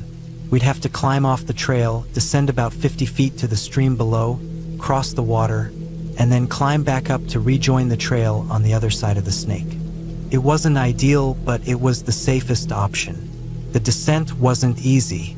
The slope was steeper than it looked, and the ground was slick with moss and damp leaves. I gripped roots and tree trunks to steady myself, feeling the strain in my arms as I lowered myself down. My pack kept throwing off my balance, threatening to pull me backward. I moved slowly, placing each step with care. Behind me, I could hear the others struggling too. Mark slipped at one point, sliding a few feet before catching himself on a sapling. The sound of dislodged rocks tumbling down the slope echoed through the forest. When we finally reached the stream, I was soaked with sweat and my legs felt like jelly. The water was shallow but cold, its icy grip biting into my ankles as I stepped in. The stream bed was covered in smooth, slippery stones, and every step was a gamble. I focused on maintaining my footing, using my trekking poles to steady myself. The climb back up was even harder. The hillside on the other side of the stream was just as steep, but the underbrush was thicker. Branches clawed at my arms and legs, and I had to use my hands to pull myself up in places. My lungs burned, and my heart hammered in my chest. By the time I reached the trail again, I was exhausted. I dropped my pack and leaned against a tree, catching my breath. One by one, the others joined me, each looking as worn out as I felt. We regrouped and took a moment to recover. The The rattlesnake was nowhere in sight. It hadn't moved from its spot on the trail. I glanced back down the path we'd just climbed, marveling at the detour we'd been forced to take.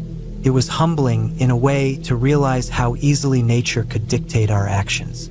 Out here, we weren't in control. As we continued on our way, the incident stayed with me. The Smokies were beautiful, but they were also wild and unforgiving. That snake had reminded us of that in the clearest way possible. It didn't care about our plans or our path. It was a force of nature, and we had to respect that. The rest of the hike passed uneventfully, but the memory of the snake lingered. That night, as I lay in my tent, I couldn't help but think about how close we'd come to disaster. One wrong step, one careless move, and things could have ended very differently. Out here, far from the safety and convenience of the modern world, every decision mattered. In the end, we made it back safely with nothing more than a story to tell. But the experience stayed with me. It wasn't just about the snake. It was about the power of the wilderness and the respect it demanded. I'd always loved the mountains, but now I understood them in a way I never had before. They were beautiful, yes, but they were also dangerous, indifferent to human life, and that, in its own way, made them all the more awe-inspiring.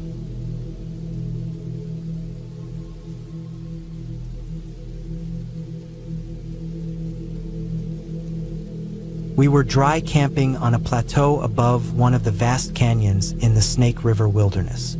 It was late summer, and the air was crisp and still, with just a hint of chill that reminded us that the seasons would soon change. My boys and I had set up camp for a few days of peace, away from the constant noise of work and the stress of everyday life. Out here, the silence was only broken by the occasional rustling of the wind through the sparse pines and the distant calls of wildlife. The first night started off uneventful. After a hearty dinner cooked over the fire, we stayed up sharing stories and sipping beers, staring at the endless stars overhead. Out here, the night sky was mesmerizing. No city lights to drown out the brilliance. It felt like we were sitting under a blanket of glittering diamonds. It was just after 1 a.m. when we noticed something strange. I was the first to see it. Lights rising into the sky from what seemed to be about 10 miles away, over the canyon. At first, I thought it might have been planes or maybe some hunters using drones to scout. The lights were steady and bright, a kind of pale white glow that didn't flicker like a fire or move like a flashlight. Drones? One of my buddies muttered. We shrugged it off and watched as the lights rose higher, then blinked out one by one. We thought nothing more of it until the amber lights started flashing. They weren't high up like the first lights. Instead, they reflected off the canyon walls in an almost hypnotic rhythm. They pulsed, faint but steady, creating a pattern that didn't make any sense. Curiosity gnawed at me. I couldn't just sit there and wonder about it, so I decided to see what was going on. We climbed into my truck, its headlights cutting through the dark wilderness, and headed down the only dirt road in the area. It was rough and slow-going, the kind of road where you feel every bump and rut in your bones. For about 30 minutes, we followed the road, our eyes scanning the canyon walls and the open spaces ahead, hoping for a closer look at the lights. But then, just as suddenly as they had appeared, everything went dark. No lights, no flashes, nothing. We drove on for another mile or two, hoping they might reappear, but they didn't. Eventually, we gave up and turned back toward camp, puzzled but not overly concerned. The second night was when things got strange. It was past midnight when the wolves started howling. Their calls echoed through the canyon, haunting and beautiful. I wasn't scared, far from it. Hearing wolves in the wild was a rare treat, and I lay there in my sleeping bag, listening to their eerie symphony. They sounded far off, their howls blending into the vastness of the wilderness. Eventually, the sound faded, and I drifted back to sleep.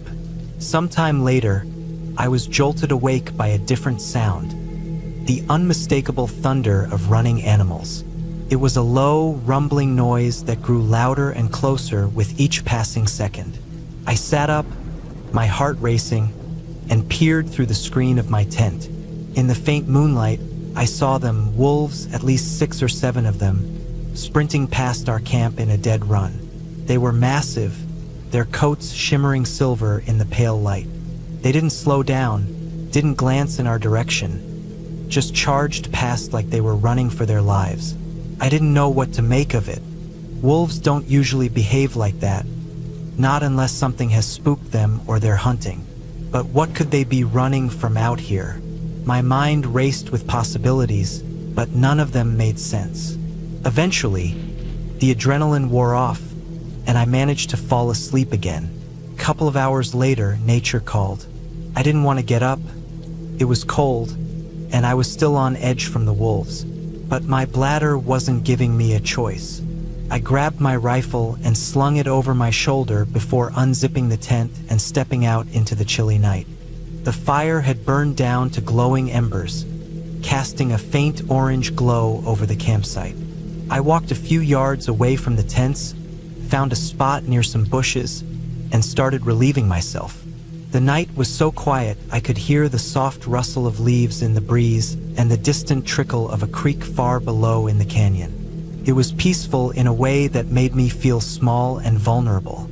Then I heard it, a thud, followed by the crunch of footfalls coming from the right. My body froze midstream, and every hair on my neck stood on end. The sound wasn't far off, maybe 30 or 40 yards, and it was coming closer. I turned slowly, my hand moving to the pistol holstered at my side. In the dim light, I could just make out a shape moving among the trees. My heart pounded as I drew my gun, my mind racing through every possible scenario. Was it a bear? A cougar? Something worse? I raised the gun, ready to fire if it came any closer. The shape moved again, stepping into a patch of moonlight. It was a cow. A damn cow, standing there, scratching itself against a small pine tree like it didn't have a care in the world. I let out a shaky laugh, my breath fogging in the cold air. I'd never been so relieved to see a cow in my life. The adrenaline slowly drained away, leaving me feeling foolish but grateful. I went back to the tent and lay there for a long time, staring up at the dark canvas and listening to the faint sounds of the wilderness. Eventually, I fell asleep, but the strange events of the past 2 nights stayed with me. We packed up camp the next morning and headed home, still wondering about the lights, the wolves, and the cow that nearly gave me a heart attack. Even now, I can't explain what we saw or why the wolves were running. Out there in the wild, you realize just how much is beyond your understanding, how small and powerless you really are. Maybe that's the scariest part of all.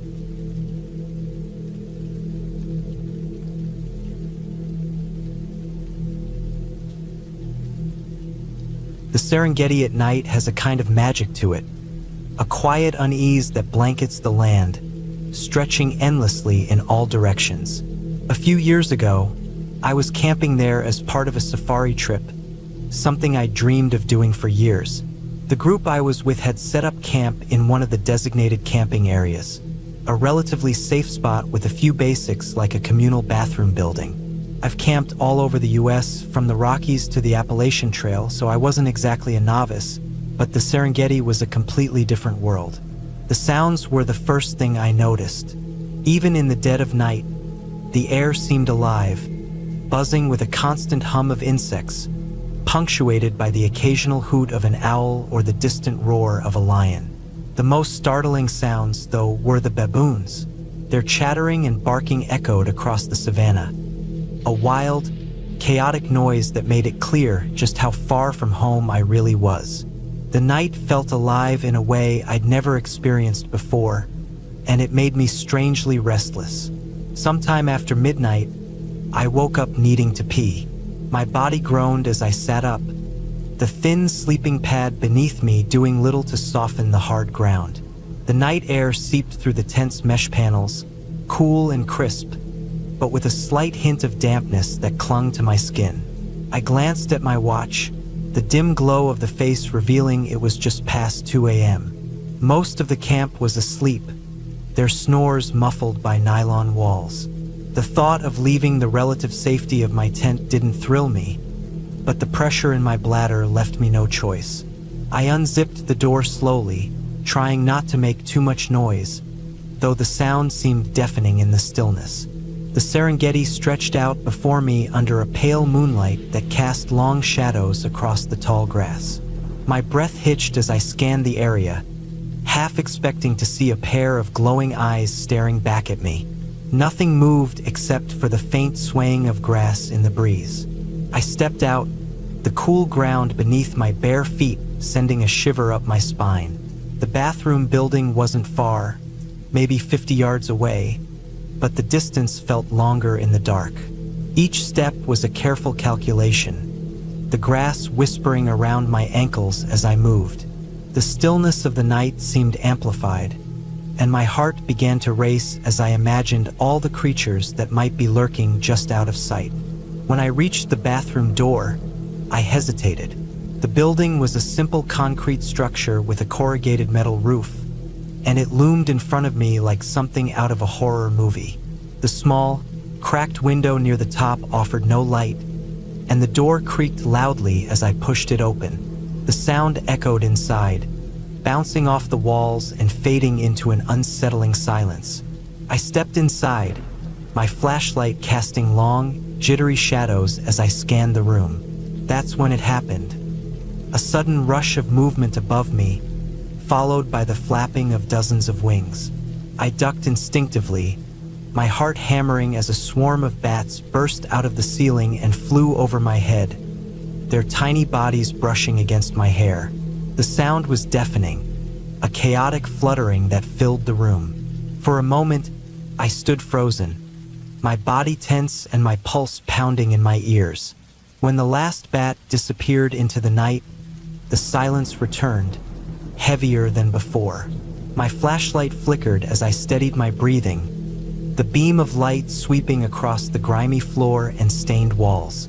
The bathroom was empty now except for me, but the eerie feeling lingered. I finished quickly, the sense of unease growing with every second I stayed inside. Walking back to my tent felt like a marathon. Every rustle in the grass, every distant sound, made my skin crawl. By the time I zipped myself back inside and lay down on my sleeping pad, my nerves were frayed. I didn't sleep much that night, my mind replaying the scene over and over, but the morning brought a strange sense of relief. The sunlight washed away the fears of the night, though the memory of those bats stayed with me. A few weeks later, on a separate trip, I found myself hiking through southern Ethiopia with a guide. This trip was less structured than the Serengeti safari, a more intimate experience with just the two of us trekking toward a remote lake known for its hippos. The landscape was breathtaking, a mix of open grasslands and dense thickets that seemed untouched by time. The morning started uneventfully, with the warm sun on our backs and the occasional bird call breaking the silence. As we moved deeper into the brush, though, the atmosphere began to change. The trees grew thicker, their gnarled branches forming a tangled canopy overhead. The air felt heavier, the kind of oppressive stillness that makes you feel like you're being watched. That's when we heard it, a low, guttural moaning that stopped us in our tracks. The sound was unlike anything I'd ever heard before, a deep, sorrowful wail that seemed to vibrate through the ground beneath our feet. My guide froze, his eyes scanning the trees with a look of concern. I followed his gaze, my heart pounding as I gripped the strap of my backpack. We moved cautiously, our footsteps barely making a sound as we followed the noise. The forest seemed to hold its breath, the usual background hum of life replaced by an eerie silence. As we rounded a bend in the trail, we saw it, a massive baboon lying face down in the dirt. The animal was huge, its body covered in thick, matted fur that glistened with sweat. Its chest rose and fell in shallow, labored breaths, and the sound of its moaning sent a shiver down my spine. It was clear that it was dying, though the cause wasn't immediately obvious. My guide murmured something under his breath in his native language, his face a mask of sorrow and unease. We stood there for what felt like an eternity, watching the baboon as it struggled to breathe. The sound it made was haunting, a mix of pain and despair that seemed to echo through the forest. I couldn't look away, the raw emotion in its cries cutting through me like a knife. After a while, my guide motioned for us to move on. He explained in broken English that the baboon had likely fallen from a tree, possibly while fighting another male or escaping a predator. Whatever the case, its injuries were too severe to survive. There was nothing we could do for it, and lingering could attract other animals, predators drawn by the scent of blood. As we walked away, the sound of the baboon's cries grew fainter until it was swallowed by the forest. The rest of the hike was quiet, both of us lost in our thoughts.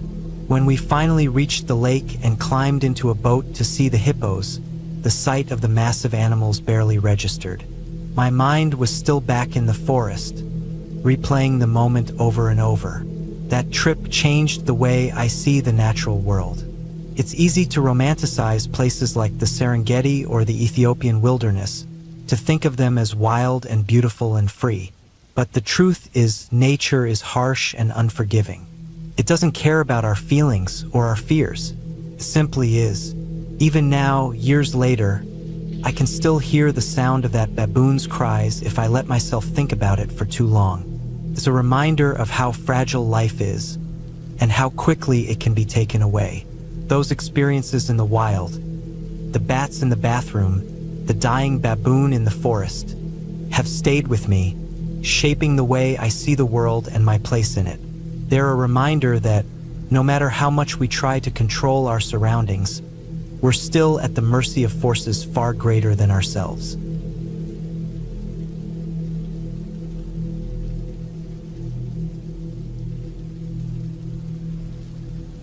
It started out as the perfect father-daughter weekend. Just the two of us, backpacks strapped on, trekking into the wilderness for a little adventure and bonding. My daughter, Hannah, had just turned 15, and I thought this would be the perfect opportunity to create a memory that might outshine the humdrum distractions of her teenage world. I hadn't anticipated how the wilderness could flip a script so quickly. We were 6 miles into our hike, deep into the canyonlands of the national forest. The trail had been strenuous, winding its way up a plateau and then dropping us into a narrow canyon carved by an ancient creek. The air was crisp, biting at the edges of my jacket, and the towering canyon walls seemed to press inward. It was the kind of silence you don't often get in the world. A silence that seemed to amplify the sounds of our footsteps and the occasional rustle of wind through sparse vegetation. The creek we followed was low, revealing smooth, dark stones that glistened in the thin sunlight. It was there that we stopped to refill our water bottles. The creek wasn't much, just ankle deep in most places, but it was moving fast enough to keep the water cold and fresh. Hannah, always curious, leaned over one of the rocks, inspecting the tiny whorls and patterns etched into its surface by years of erosion. I was bent over my own bottle, screwing the cap tight when it happened. The sound of her foot slipping on the wet rock was small but unmistakable. My heart lurched as I saw her go down hard. Her body twisted awkwardly as she fell, and her sharp cry of pain pierced the still air. I scrambled to her side, adrenaline kicking in before I could even process the situation. "Are you okay?" I asked instinctively, though her face, contorted in pain, already gave me the answer. She was clutching her ankle, and when I saw it, my stomach sank. It was swelling rapidly, her hiking boots straining against the puffiness. The way her foot hung at an unnatural angle left no doubt. It wasn't just a mild twist. It was bad. My mind immediately raced to all the things I'd done wrong to get us here. 6 miles deep into the wilderness, no cell signal, no backup plan beyond my well-worn map and a vague sense of survival skills I hadn't needed to call on in years. Panic started to creep in, threatening to paralyze me, but I forced it back. There was no time for that. My daughter needed me to keep it together.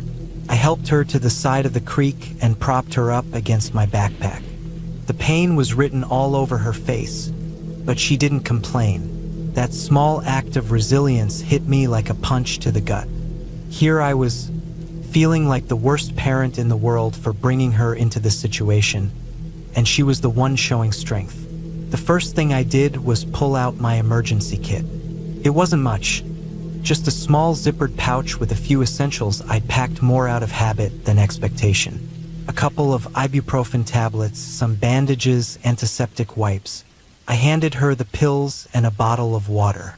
"Take these," I said. "They'll help with the swelling." She nodded, her jaw tight as she swallowed them down. I took a closer look at her ankle. Removing the boot wasn't an option. It would only make the swelling worse. Instead, I loosened the laces as much as I could and wrapped her ankle with a bandage to provide some support. With the immediate crisis managed, the reality of our situation hit me hard. There was no way we could climb back up the steep trail we'd descended. Even if Hannah's ankle weren't injured, it would have been a challenge. Now, it was impossible. The only other option was to follow the creek downstream and hope it would lead us to an easier way out. I told Hannah my plan as I set up camp for the night. She nodded without arguing, though I could see the worry in her eyes. The temperature was already dropping into the 30s, and the damp air made it feel colder. I gathered as much dry wood as I could find and started a small fire. Dinner was a meager affair, instant noodles and some granola bars, but it was warm, and it gave us the energy we needed. That night, as I lay awake in the tent listening to Hannah's uneven breathing, I couldn't stop replaying the day in my mind. Every decision I'd made felt like a mistake, but there was no room for self-pity. Tomorrow we'd have to face the real challenge. The morning dawned gray and cold, the kind of chill that seeps into your bones. I used one of our trekking poles and a sturdy branch to fashion a makeshift splint for Hannah's ankle. She winced as I secured it, but she didn't complain. I couldn't have been prouder of her resilience, though I hated that she had to show it in these circumstances. The creek was our lifeline, but it was also our biggest obstacle. The canyon walls on either side were too steep to climb, so we had no choice but to follow the water. That meant crossing it, repeatedly. The first crossing was the worst. The water was icy, biting into my legs as I waded in, testing the depth. It came up to my waist in the deepest parts, and the current was stronger than it looked. I used one trekking pole for balance and guided Hannah across slowly, one agonizing step at a time. Her face was pale from the effort and the cold, but she didn't falter. The rest of the day was a grueling test of endurance. The canyon seemed endless, its walls towering above us like the walls of a prison. Every step was a struggle, especially for Hannah. I ended up carrying most of our gear to lighten her load, but even so, her progress was slow and painful. Each time we crossed the creek, it felt like a small victory, but the triumph was always short-lived as the next obstacle loomed ahead. The sun began to dip below the canyon rim, casting long shadows that made the terrain even more treacherous. I pushed us to keep going, knowing that stopping for the night would only make things harder in the morning. Hannah's strength amazed me. She leaned heavily on me at times, her breath ragged with effort, but she never once asked to stop. Just as the last light was fading, the canyon walls began to widen. The creek grew shallower and slower, and the ground leveled out. It wasn't the clear, triumphant exit I'd hoped for, but it was something. We stumbled onto a dirt road, a fire access trail by the looks of it. Relief washed over me as I realized we were finally out of the canyon. We set up camp one last time, too exhausted to do anything more than eat a quick meal and collapse into our sleeping bags. The next morning, we followed the road until we reached a ranger station. From there, everything became a blur of medical attention and reassurances. Hannah's ankle, though badly sprained, would heal. In the weeks that followed, I couldn't stop replaying the experience in my mind. I felt guilty, of course, for putting Hannah in that situation, but I also realized how much we'd gained from it. That day in the canyon tested us both in ways I hadn't anticipated.